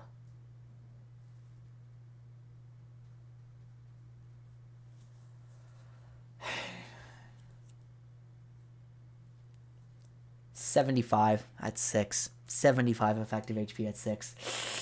Ooh. At 11. 140 at 11. And then the unrealistic 18. That's a 300 effective HP change. Oh, no. Yeah, so it's been pointed out that Bear Udyr is a good Enchanter synergy champ. Yes, if you can play Enchanter mid plus Bear Udyr, he's great in that context. He absolutely hits those synergy points. Yep, you could make him work in that context, but we don't always get that context, and we don't always get a situation where Bear Udyr is the best one, and Phoenix Udyr, definitely our generalist, definitely the build that really likes its durability. It's losing a lot of it. 150 base HP is a decent chunk, right? We don't assess any of these changes to matter too much. We do assess this change to matter. The question becomes, is Udyr strong enough that we don't care? He is a pretty great champion. He is a pretty excellent, very strong champion. There is a universe in which this just means that Udyr has to power farm harder, but that also means he loses impact on his lanes, and losing impact on your lanes in IBS Gold Platinum, big deal. Big deal. The practical takeaway might be that if he's not unreasonably tanky, he's too much of a control champion to really work in this tier. The conservative one would be to say, like, you still like picking Udyr if you're an Udyr main, if enemies are really committal and low. I don't know. It's hard when it's an HP that's the highest swing. It's hard to assess exactly how we're going to change our pick conditions when it's a champion who's like this impacted by durability changes, getting this much of a durability decrease against physicals. So I guess we just anticipate the worst, where he does become noticeably weaker in low-level amateur, and hope for the best and just see how we feel about him when we actually get our hands on him in this state. Anticipate the worst, and then we'll relax as we see how this plays out. Jade, the Maokai part, I was definitely very concerned about AP Maokai. I was very concerned about it. I think it got severely nerfed. So, and I don't think Tank Maokai got that much of a compensation for it. So, it's not looking too great.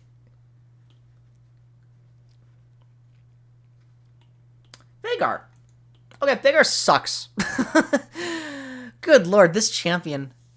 Veigar sucks. Why does Veigar suck? All of his systems are bad, and burst mages are not favored in the systems that are good. Veigar sucks. It's just... Okay, so Everfrost got severely nerfed, right? That was Veigar's core for a reason. He doesn't need more damage. He needs to set up his utility. Tenacity was really strong. It reduced the value, but tandem with Everfrost and his cage, it was harder for him to set up his combos, right? Seraphs was introduced. It's harder for Veigar to burst out his direct lane opponent now. Rod of Ages is very common. It's harder for Veigar to burst out his direct lane opponent.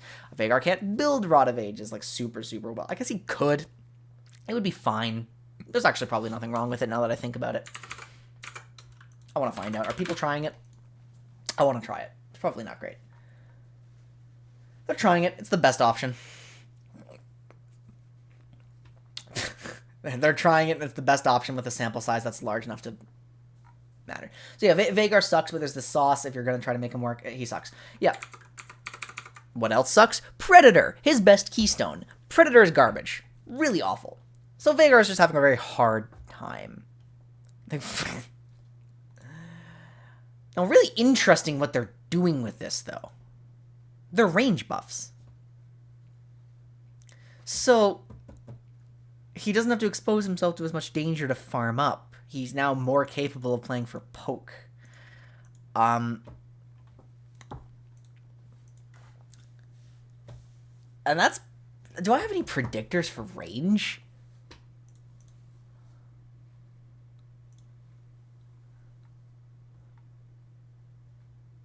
Okay. I do actually have one. Range buffs have high potential to be hugely power impacting by enabling better farming, skirmishing, teamfight, laning. Like, realistically, a range buff can impact everything you do. It's not a cage range buff, so let's not go too crazy. But this is definitely a step in the right direction for Veigar. We have a bit of a crossroads for him. We're just going to check him out a little bit. We still need to finish assessing Everfrost with the tenacity changes from last patch. If it's better, Veigar's better. We should consider Rod of Ages and see, like, hey, is a kind of tankier Veigar like this doing fine? Like, can I go Roa into Deathcap? Is that working? Veigar is the champion who, like, you know, his cage warps fights enough that even when he's bad, low levels of play still do lose to him at times. This does make Veigar a lot more capable of playing out the long-range matchups that would bully him. He just can't set himself up anyway. Right? Yeah, and that's definitely good. That's a really good call out too. Does the W range increase also require less setup then? If you're playing for max range W, do you need less CC duration to set up your W? If that's true, then Everfrost being weak kind of doesn't matter for Vhagar anymore, right? So we have two potentially power impacting buffs on a champion who typically performs much better at like platinum and below level when people disrespect his cage and struggle to play around it as much, and when people don't take advantage of his laning as much. So poorly supported as a champion in a meta that doesn't favor him, but with some potentially decent options at a level of play that like empowers him. We might get to stop saying outright that Vhagar sucks. I've been literally not considering him in my drafts at all. That might change. So I guess, like, I guess.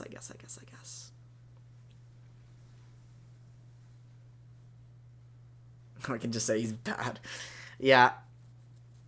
Expectation is, reasonably okay power increase to theoretical Vhagar, which means a disproportionately larger power increase to, like, amateur Vhagar, which means if you had stopped picking him, you may feel free to consider him again, although his problems definitely do persist. Yeah. Just be careful. Viego. Okay. Speaking of, yeah. Viego. Give me a moment. I have to pull something up that I don't want to reveal on stream. It's an outdated tier list, but it's the best one I have right now. Okay, didn't show up on stream. Okay, I definitely had Viego. Like, I thought he was okay. He was definitely like, I know I overrated him in this list. Wow, I didn't have him very high, and I still overrated him, didn't I?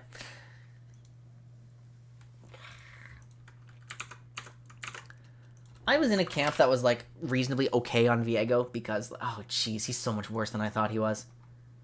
Because, like, at the end of the day, he has options that are better than what most people are doing. I am an IBG enjoyer as a second item, even though the sample size is not outstanding. And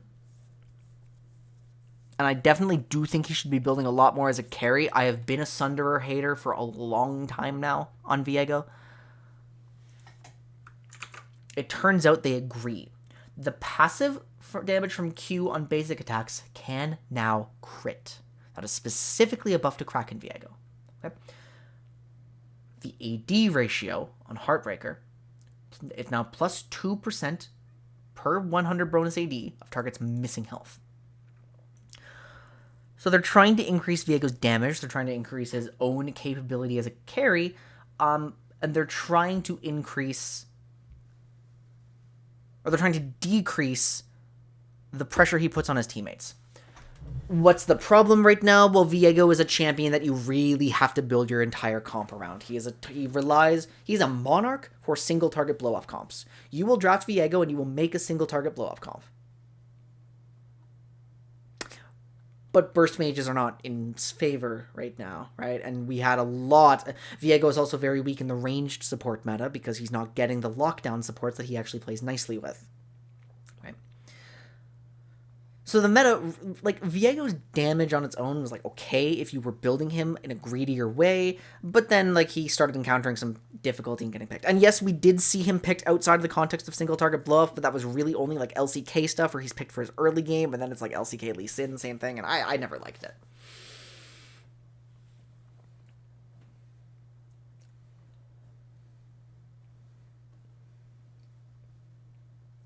Top lane Viego is kind of middling. It's kind of meh. There's nothing. It's like it struggles early, but it's definitely the style that would gain more value from this particular damage buff because it's a higher income style. Jungle Viego Kraken Rush probably just is the way to go. and it might be better, but I don't think... I do expect Viego to feel like a better champion, because he was very, very, very weak in the current state of the game. And damage back on Heartbreaker, like losing Heartbreaker damage, this was the nerf that killed him. Losing a lot of Heartbreaker damage killed Viego. Because this is all he does. This is what he does. This is the most important part of him as a champion. Getting that restored, and getting a meta that might favor him a little better, coming up with melee supports, may restore him to a status where it is easier to make him work in imperfect conditions for amateur play, as long as his baseline synergies are met. Yeah. Okay, no, here's the actual conclusion, though. Since this is here's the actual conclusion. Since this is pretty much like Viego's most significant output as a champion, and it was the nerf that killed him, like losing damage on this. Getting some back is a big deal. Having a support meta that might favor him a little more is a big deal. And having people more incentivized to build him in a way that makes sense for the state of his kit is a big deal. But I still don't think Viego is exceptional after all of this. The good news is that he's playable. If you have a team that likes to play the single target blow up style, I think the good news is that he's playable. My current thought on Graves, I think Graves is pretty good. I think Graves is a pretty solid champion. There's a lot of decent utility mids, and I mean, Graves is struggling. Graves likes it when there are tank tops to help him out, but like, I think Graves is good. Power farming wasn't favored. Definitely wasn't favored in the current state of the jungle, but you know, Graves is good. That's pretty much as detailed as I can get on him right now. Yeah, pretty much.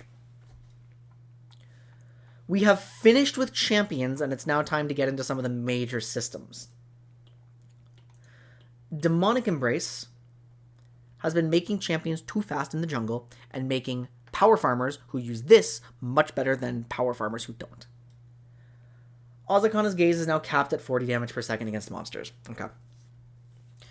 Remember, in Platinum and below, we don't care about clear speed. We really don't. We do not. We don't care at all. So if you're playing a strong champion who's a demonic rusher, whatever, we don't care. If you're playing a power farmer who's not a demonic rusher, it does actually favor you, but still, we don't care. Like, it's not going to change anything for this level of play. It starts mattering in Diamond and above, but I haven't done my research on how to strategize for Diamond and above properly, so I will not comment where I'm not an expert. So, Doran's shield's getting nerfed.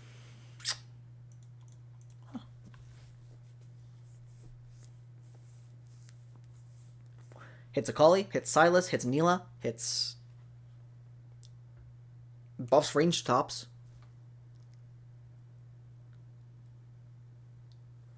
Hitting Neela is good, actually. Hitting Neela is an important thing. Neela is so out of meta because of what's happening in the game around her, not because she's weak. She won't function into, like, marksman supports at all. But,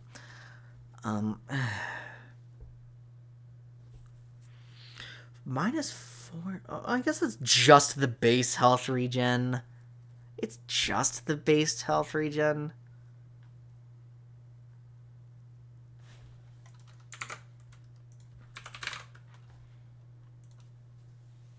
It's sad that D-Shield is getting nerfed, but as long as this isn't getting hit. No, that definitely matters, but it's such a small number on such a widely used system that, like, the ripple effects are going to take some time to assess. And my immediate concerns would be range tops slightly better, like Gnar buff, Cannon buff sort of thing.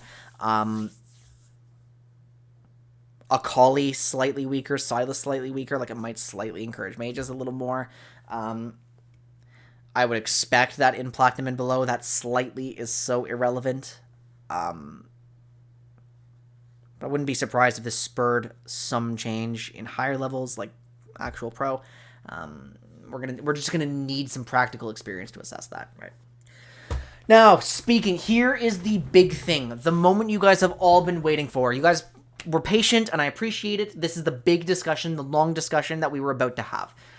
Support item adjustments.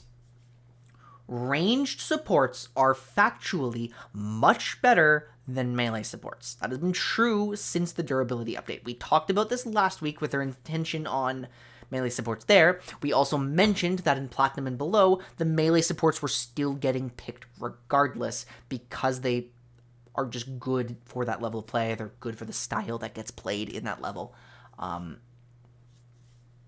Because it's harder to play a ranged support sometimes. The intention is to nerf ranged supports and buff melee supports. Very explicitly, that's the intention. The base health regen of Relic Shield is going up 25%, Targon's Buckler up 25%, and Tier 3, like, not affected whatsoever. It's still 100. Same with Steel Shoulder Guards, Rune Steel Spalders, and Pauldrons of White Rock are not here, they're not affected. Just Tier 2. Spectral Sickle and Spell Thief's Edge. There are two sets of nerfs here.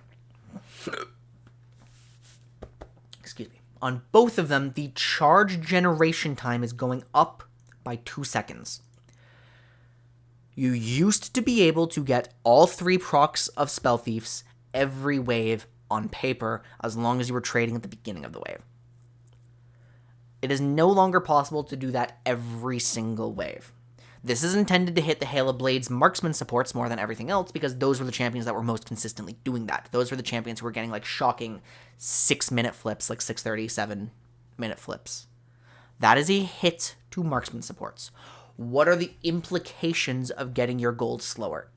Your snowball is not quite as good, and most importantly, your Sightstone is less likely to come online by 10.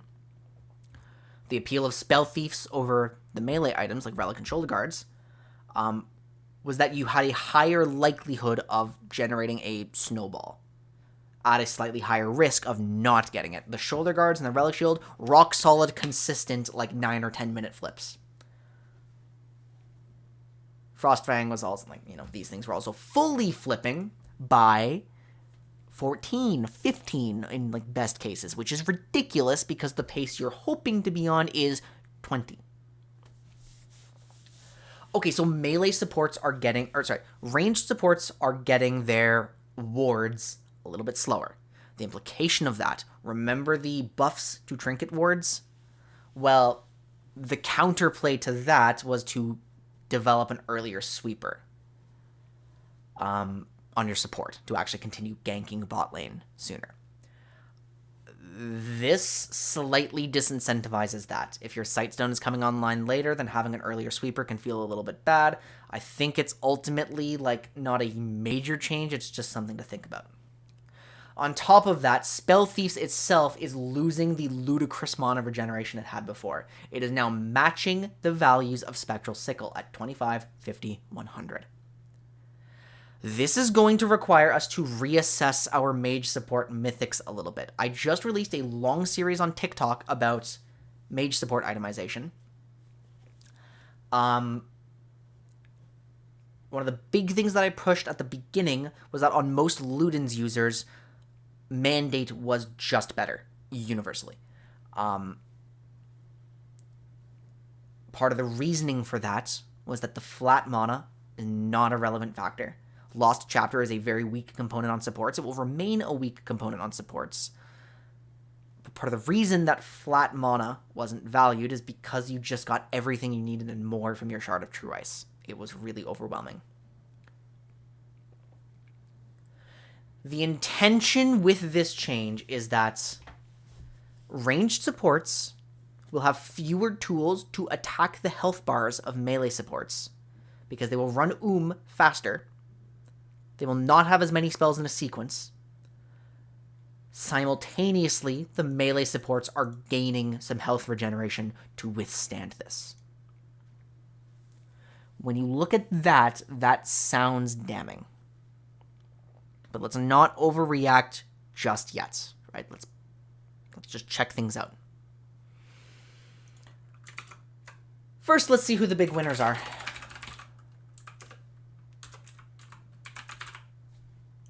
Let's see who the big winners are. Oh, we found our winner.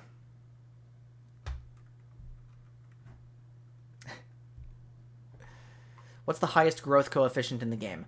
Okay,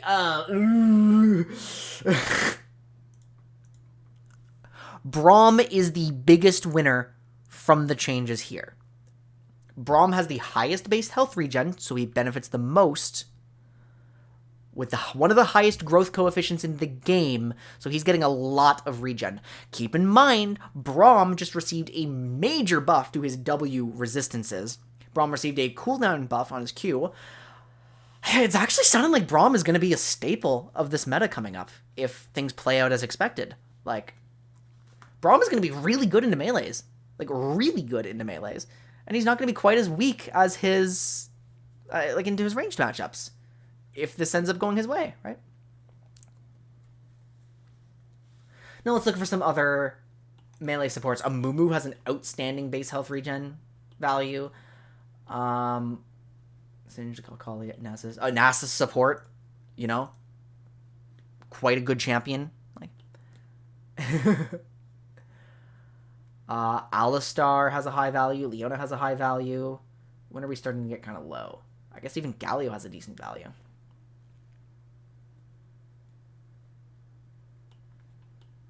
Zac support has like a decent value. When are we getting... Are these like standard normal values? Rel is lower. Thresh is lower.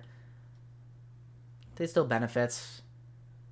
And then let's just flip it the other way and check the lowest base health regen in the game. I'm actually shocked Soraka's not like she's the lowest at 18. She's the lowest growth coefficient with the lowest base. But, and yeah, the lowest bases in the game are like the actual range supports, and that makes sense. But is there anyone like sitting in the middle around like 5 or something? Okay, Rakan's not benefiting as much from these changes. Rakan is not benefiting as much as some of the others. Annie is not benefiting as much, even though she would on paper be like pretty reasonable on Relic Shield, especially in the melees. I mean, she can just go back to Spell Thief. She'll be okay. Yeah.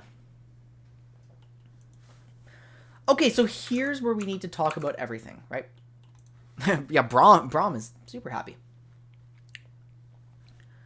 We need to really look at the practical impact of this. So, does the base health regen on these supports, on these melee supports, make it much harder to get them out of lane? If so, like that compounded with the mana thing, does this heavily impact the ability of certain mage supports to play out a laning sequence to success? Are some of our mage supports going to have to better rely on their scaling? Are they less capable of bullying? Personally, I do not believe that this charge generation time is going to be really significant in the grand scheme of things. It just cuts our marksman support abuse cases. Is that going to make Varus support go away fully? Callista support go away fully? Ashe support go away fully? I do not expect that to be the case. I don't think so. Don't think they fully go away. But this is a factor that's worth considering. Right? Their value, some of their value is like all laning, right? Ashe isn't just laning value. Senna isn't just laning value. Even Callista at this point isn't just laning value. She's ranged Tom Kench. We can consider her.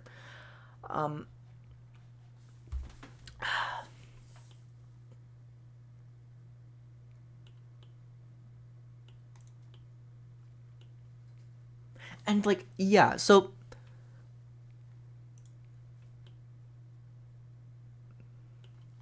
melee supports are still going to have some of the issues where, like, you know, some of the low damage, low sustain ones, like Leona, still may struggle to actually fully initiate, right? I don't think I don't think Leona's going to recover fully from the durability update on herself. Nautilus is already in a pretty okay state based on just his own utility. Rel is in an okay state because her itemization is good. Yeah.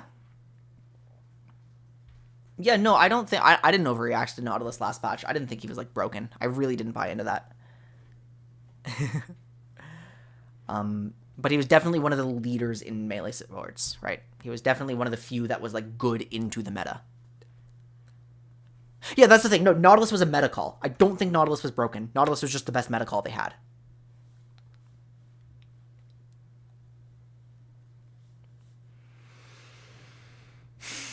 Who else is low damage? Like,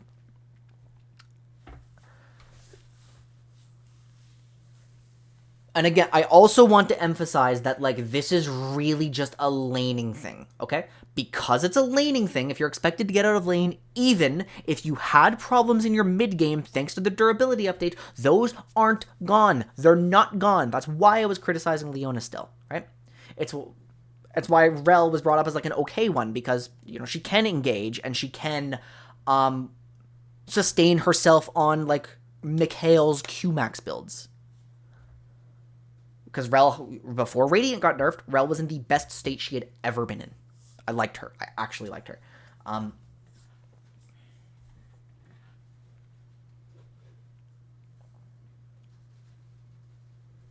Not as a useless champion if you ask any support, but as one of the best supports if you ask any other role. Facts! No, that's actually so true.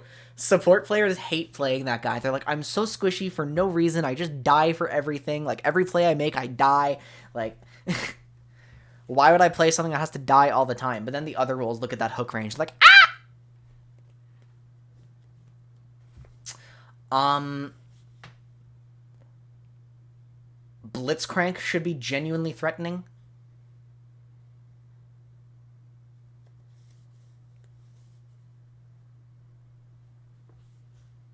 It's also because he's easy. Support players don't want to play. I disagree. I think a lot of support players want to play easy champs.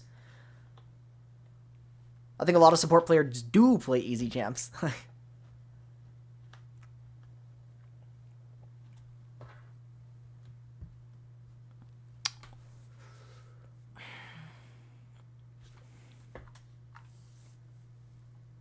Not speaking for experience. Yeah, it just sucks to have to die. When your only option is to die, and, like, you're looking at the enemy supports champion who does what you do, but you don't have to die, it feels bad. You know?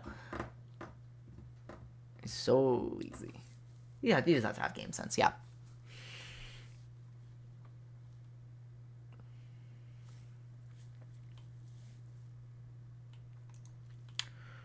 We will need to come together and help to answer these questions.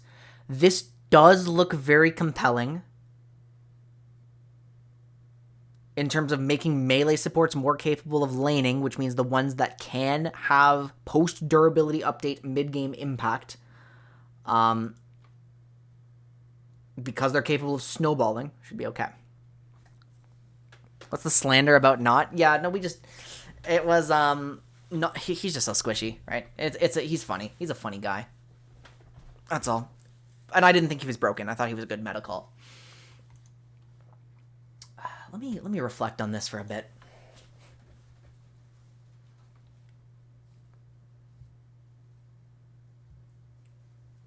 Unironically, yes. Unironically, yes.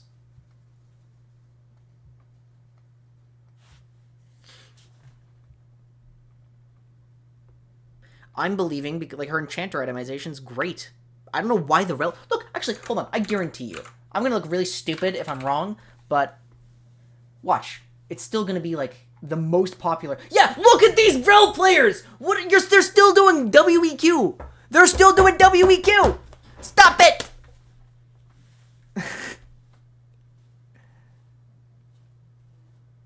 They need to be stopped!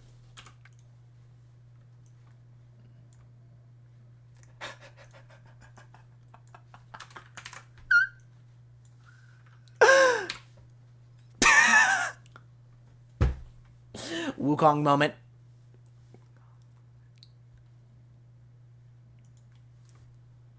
That's a good one. Like, fuck, why do they insist on leveling E second? Explain EW. Yeah, explain WE. WE, no good. They changed E. E doesn't get as much value from points anymore. Q get big value points. Unga bunga. That's pretty much it. Let me actually find the change for you.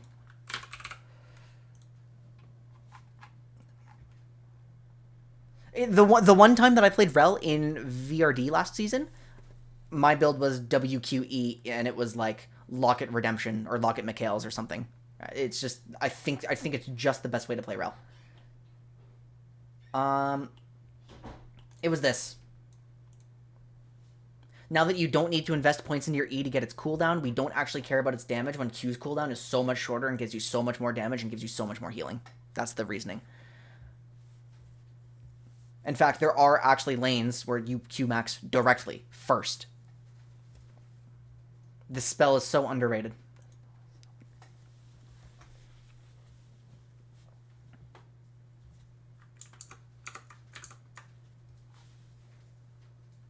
Okay, let me use the washroom, and then I'm going to try to conclude on this.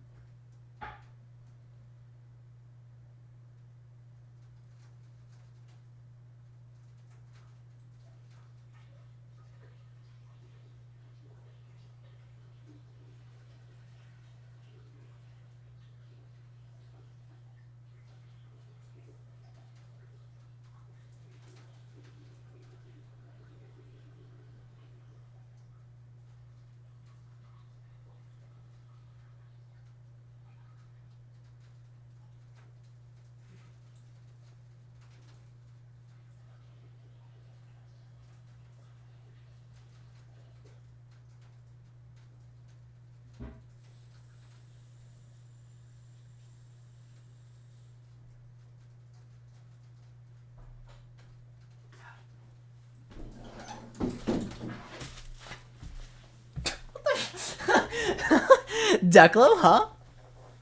Huh?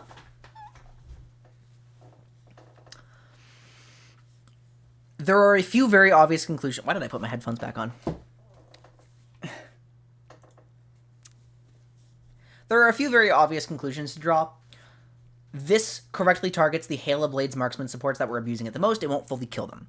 This correctly restores some of the laning power of melee supports. It won't solve some of their mid-game issues, which is fine, right? It will solve mid-game issues if and only if the laning increase becomes reasonable enough that they are very consistently snowballing on some of these ranged champions. Then, you know, they just have a more farmed, more fed carry behind them.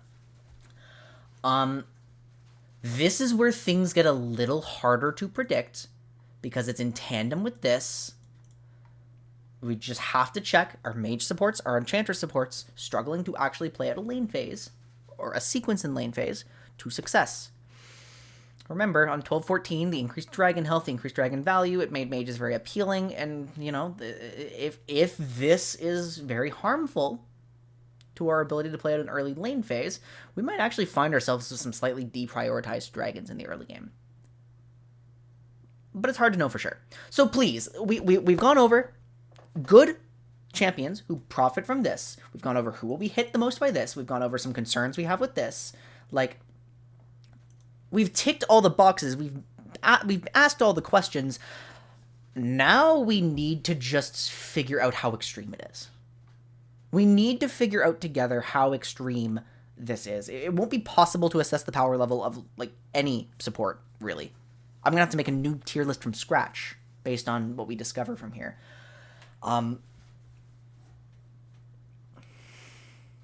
So we've got to see what's an overreaction, what's an underreaction, like how much our melee supports actually helped, how much our ranged supports actually hurt. Does it just bridge the gap a little bit? Does it actually harm mage supports more than it should? Are marksman supports gone, or are they just balanced? You know? We have a lot of work to do. We have a lot of... I will need some help. But if you have a game coming up, on 13-4 and you just need to make a prediction, right? You can't go wrong with some melees in Platinum and below. You really can't. So if it's in your pool and it's what you're comfortable on, go for it. If you are, I sincerely doubt in Platinum that you're abusing marksman supports and stuff and that you're playing a ton of mages. If it's what you're comfortable on, just make it work. You need some time to pivot and adapt to these changes. I don't see the harm in overreacting a little bit to some engaged supports when you're playing in Platinum and below for your first week of assessing the patch. Because worst case scenario, you're playing a gimped champion that still performs much better than expected in your elo. Ready to spam Leona not again unless Rel just seems better always. Well, Rel also is more vulnerable to Alistar than the rest, right? No! No. Is there anything else we need to care about? Okay, some little things here. It's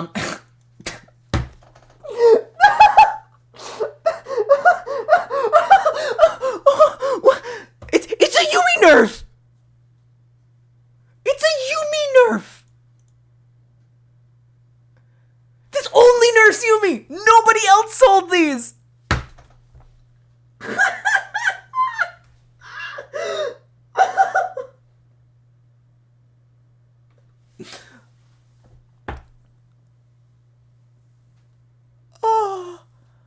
Oh no.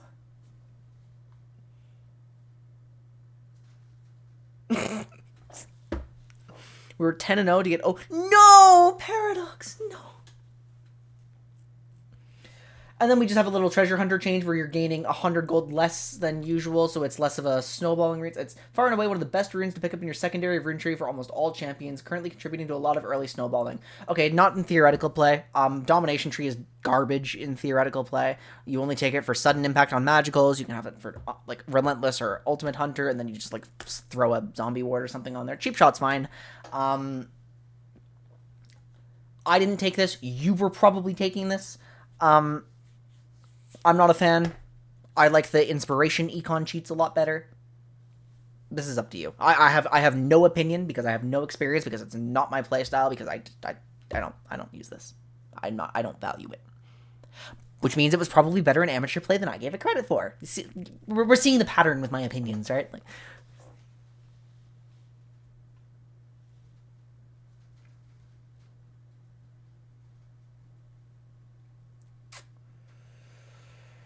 okay, what's going on? Jungle adjustments. Oh, jeez. Oh, no, come. Okay.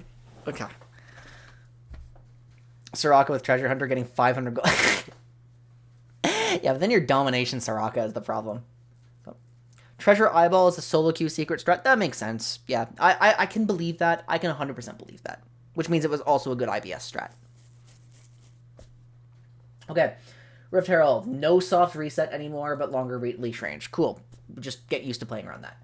Gromp, base health. He's too durable. We're pulling down his durability tab, which will scale his late game durability by even more, so Gromp is easier to kill, so laners might find it easier to kill a Gromp again. Cool. It's also going to make you faster. Okay. Sustain. Early sustain in the jungle could use a helping hand. This is multiplied by up to 2.2 times based on missing HP, which will help many times in clear. So 25 to 30. Okay, actually, I was getting really low on my driving clears. Awesome. This is... We'll check in with some unhealthy clearers. We'll check Aurelion Sol in the jungle. Although he just got hotfixed. Lost some of his monster Stardust scaling. Right. Okay, cool. So some clear health is going to be better. And remember, clear health in Platinum only matters if it would prohibit you from visiting a lane or like impacting something earlier. So it could have impact. And it could actually give you like more level 2 ganks on Jarvan or something. Clear speed. AP junglers have a very generous ratio on their companion's damage. Now that the meta is dominated by these champions, it seems the ratio is too generous. Demonic Embrace, after the changes to jungle HP scaling in preseason, made it the preeminent jungle clear item, put a lot of pressure on tank bruiser junglers to purchase. And so I guess that was keeping Graves down a little bit, right? So it's going from a 15% AP to a 12% AP. Yeah, that's going to be such a marginal change for most players that we don't even have to talk about it. Kill experience is going down at...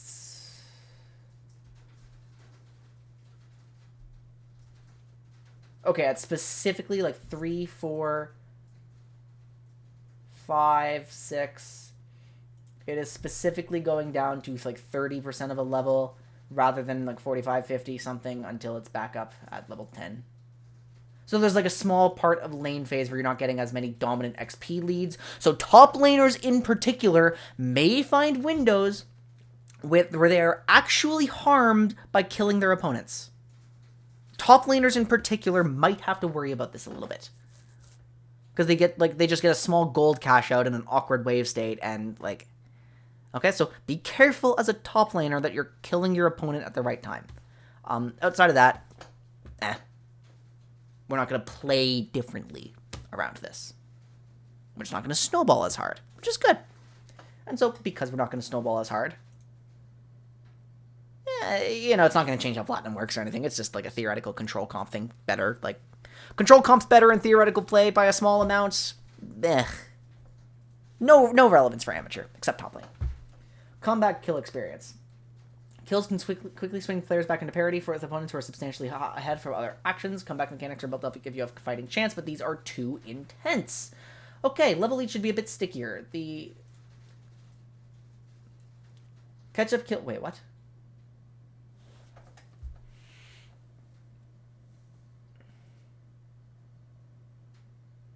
Oh, the first level doesn't matter anymore. If you are one level apart and you kill a guy, you're not getting any extra. That's what it means.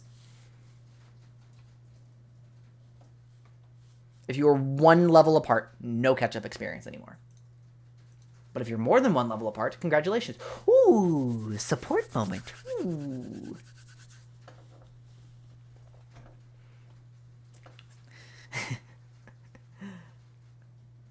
And then some ARAM stuff, which doesn't matter for amateur unless you're playing in an ARAM tournament, which do exist. This Mark Dash change is so good. Death timers reverted. Nice. There's a Clash coming up, so actually everything in this video is relevant for Clash. So if you want to play Clash and you have a team together, make sure you're, using some strategies here. Party chat is cool. There's now something other than all chat and team chat, just party chat. I like it. New commands for mute self. Whoa!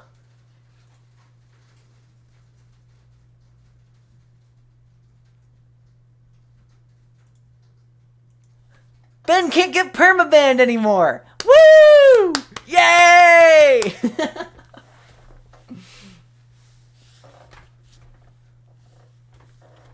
This is such a good command, actually. No, do you know? This is such a good command to have in the game.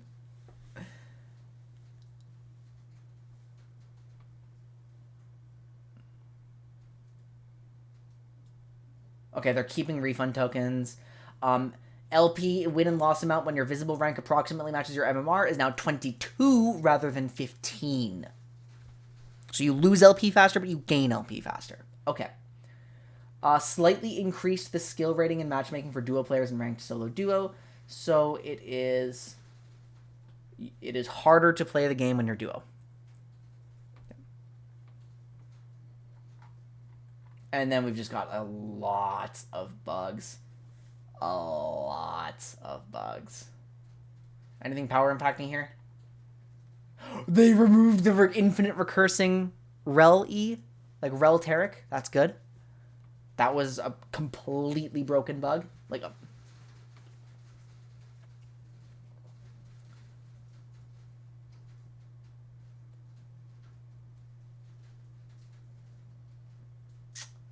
Counter passive. Sky's Descent here. Aqua Prism was hard to see. Kazante was able to use his W in stasis with Zonya's or stopwatch. Kenshin no longer eats spell shields. Yep. Cooldown stuff, Jack Show stuff. Fixed a bug that caused Fizz's Q to not apply any spell effects unless W had already. Oh my god.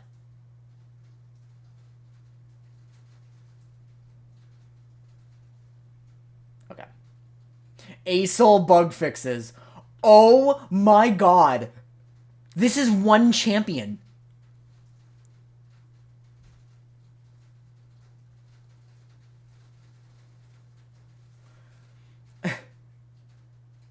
They fixed this Viego bug. The canceling now properly sets Breath of Light cooldown. Okay, so This was a thing that I talked about in Day 1 ASOL. There's a little non-forgiveness thing.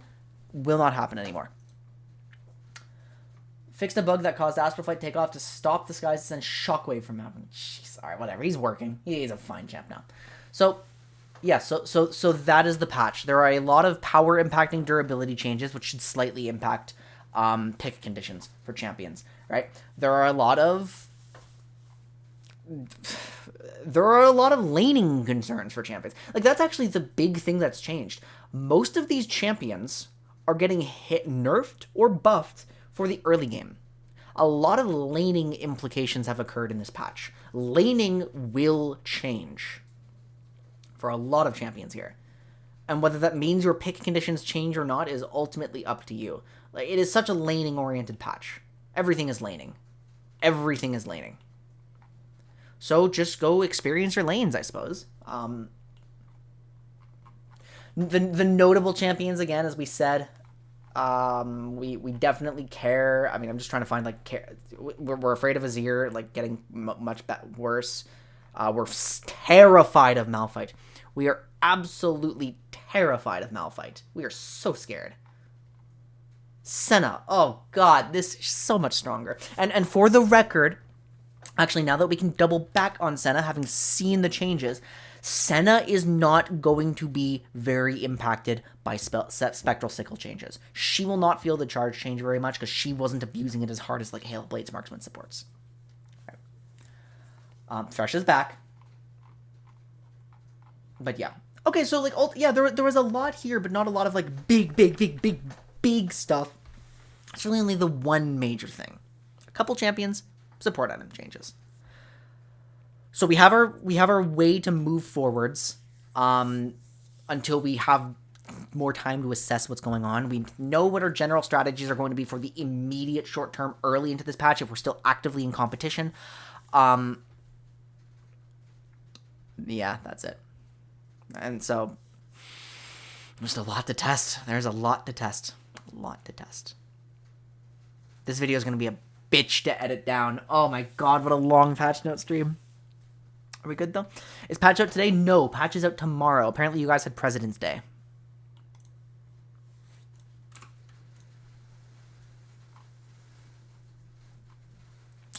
So I was just concerned that my Discord would pop up. And we had Family Day in Canada. So we also had a holiday.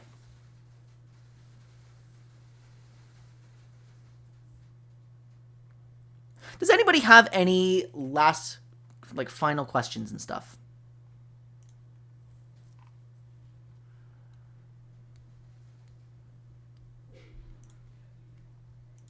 Anything good? Yeah, Family Day. That's a holiday that we have. Best Graves mythic. Oof. I'm out of the loop. I mean, it's not Gore Drinker. It could be Gore Drinker, kind of. It's probably Eclipse, no? Oh, it's... By numbers, it's not performing very well. It's... Cares about family. Favorite change. I'll come back to the Graves in a moment. Jade, I'm a little out of the loop on that one, and you're going to have to give me some time to actually help you properly if you want to be... Because I assume the reason is you want to be playing Graves, right? You deserve more time than I can give you right now. So, we'll take it up in DMs or something. Favorite change.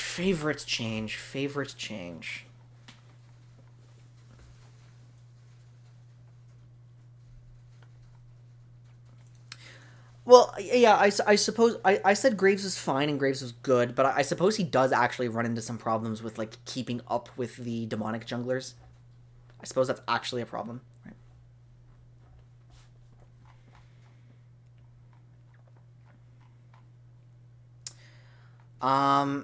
Favorite change is Senna. My favorite change is Senna, for sure. It gives me so many fun tools to play with and experiment with. But Senna itemization is one of my favorite concepts in the entire game. And the fact that I get to play so much with it feels awesome. Most impactful change. Senna is up there. Obviously, support items expected to be way up there. Azir, I'm expecting to be impactful. For better or for worse.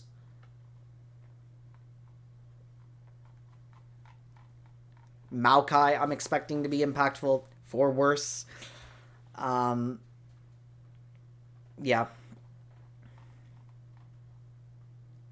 Thresh being back in the game as a champion in League of Legends.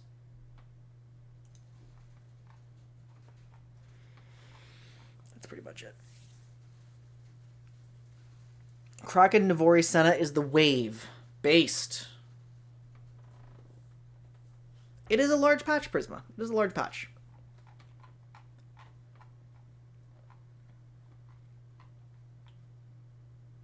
I don't want to edit this video.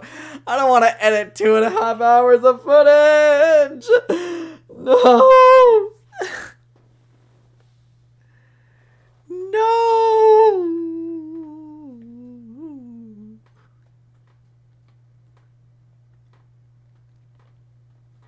Declan will edit. Aren't you busy?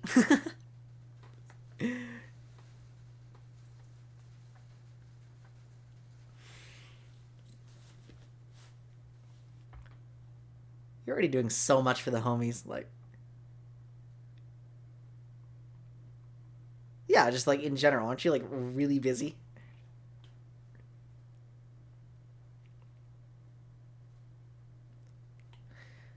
I've tried working with an editor, but ultimately anything is just... Oh, that's cool. I've tried working with an editor, but ultimately any editing job for me is going to be a scam because I cannot pay. So, it's always going to be a scam. It is never worth an editor's time to edit for me.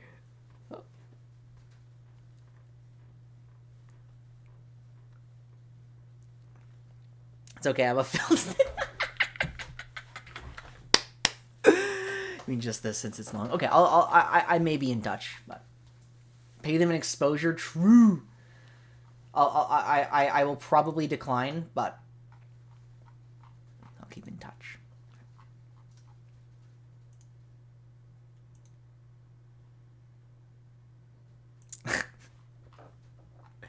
Just wait. No, guys. The Quindicate takeover of Victoris has already begun. We have so many people signing up for draft leagues. We are mining them for content. We're going to be so famous.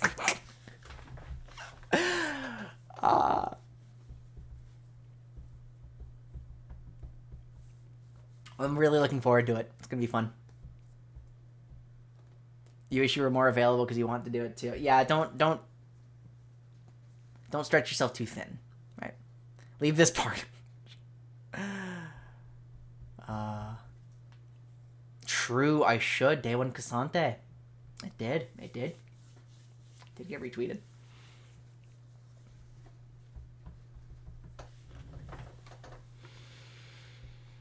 Oh, also, yeah, no. Also, for everyone who came in really late, I am just... After this, I genuinely believe Cho'Gath 80 carry is very good. Not AD carry, bot lane Cho'Gath. I genuinely think bot lane Cho'Gath is really good after all of this. Yeah, I want a feral scream all the time. Kraken no. Cho'Gath Senna, yes! Although you don't need Senna for Cho'Gath. That's the cool part about him. You don't need Cho'Gath, or you don't need Senna. You need Cho'Gath to play Cho'Gath. That part's important. You need Cho'Gath. Yeah.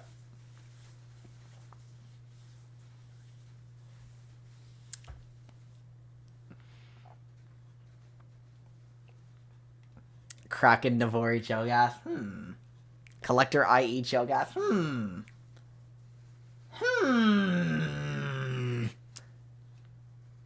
Maybe no. Maybe we don't. Maybe not.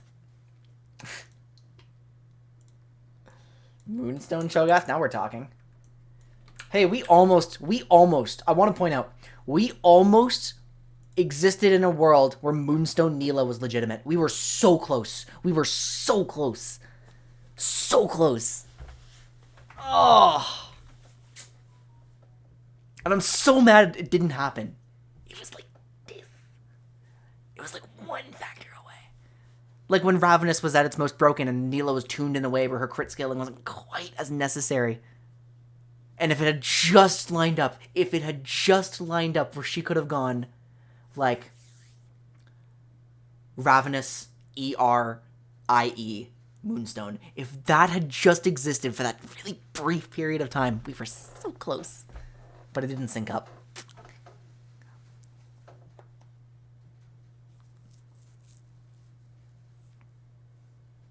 That was my theoretical Moonstone build, like, that I was fishing for when I was talking about it in Day 1 Neela, right? It almost existed. Yasiode siege. Help! Help me! Help! Okay, guys, I'm exhausted. I'm gonna be back on stream later. I have another thing to do on stream. Prowler. Why would you do Prowlers, Neela, when you can just go Gale Force, Neela? Like, I don't get that.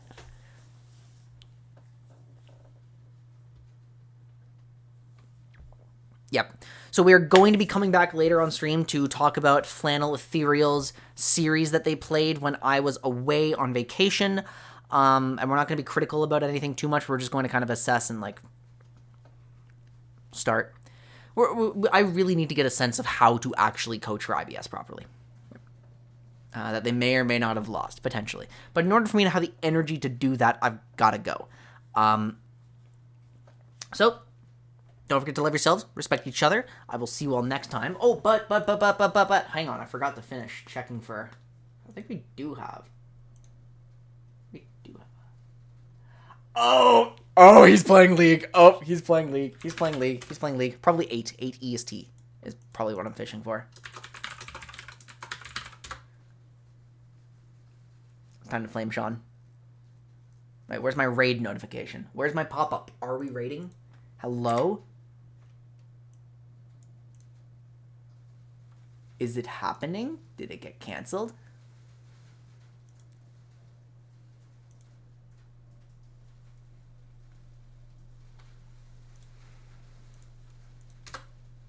You already have a raid in progress. I don't know. You guys are gonna show up there at some point, I guess, when the raid stops bugging out. And if I disappear, see you later. I'll see you at 8, baby.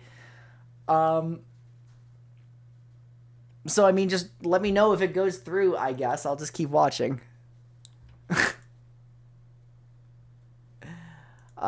Sean is trying to climb out of bronze, and he will be inevitably successful. And we are going to support him.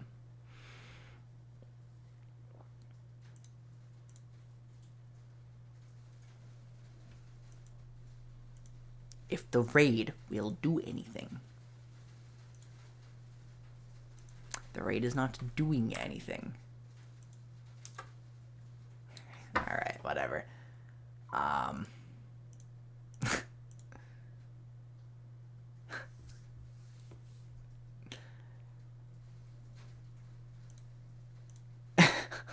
It's so broken, man.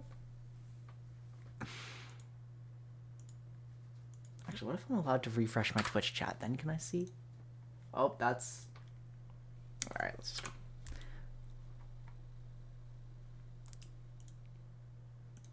Has anything happened yet? Alright, it happened. Alright, see ya. Bye-bye.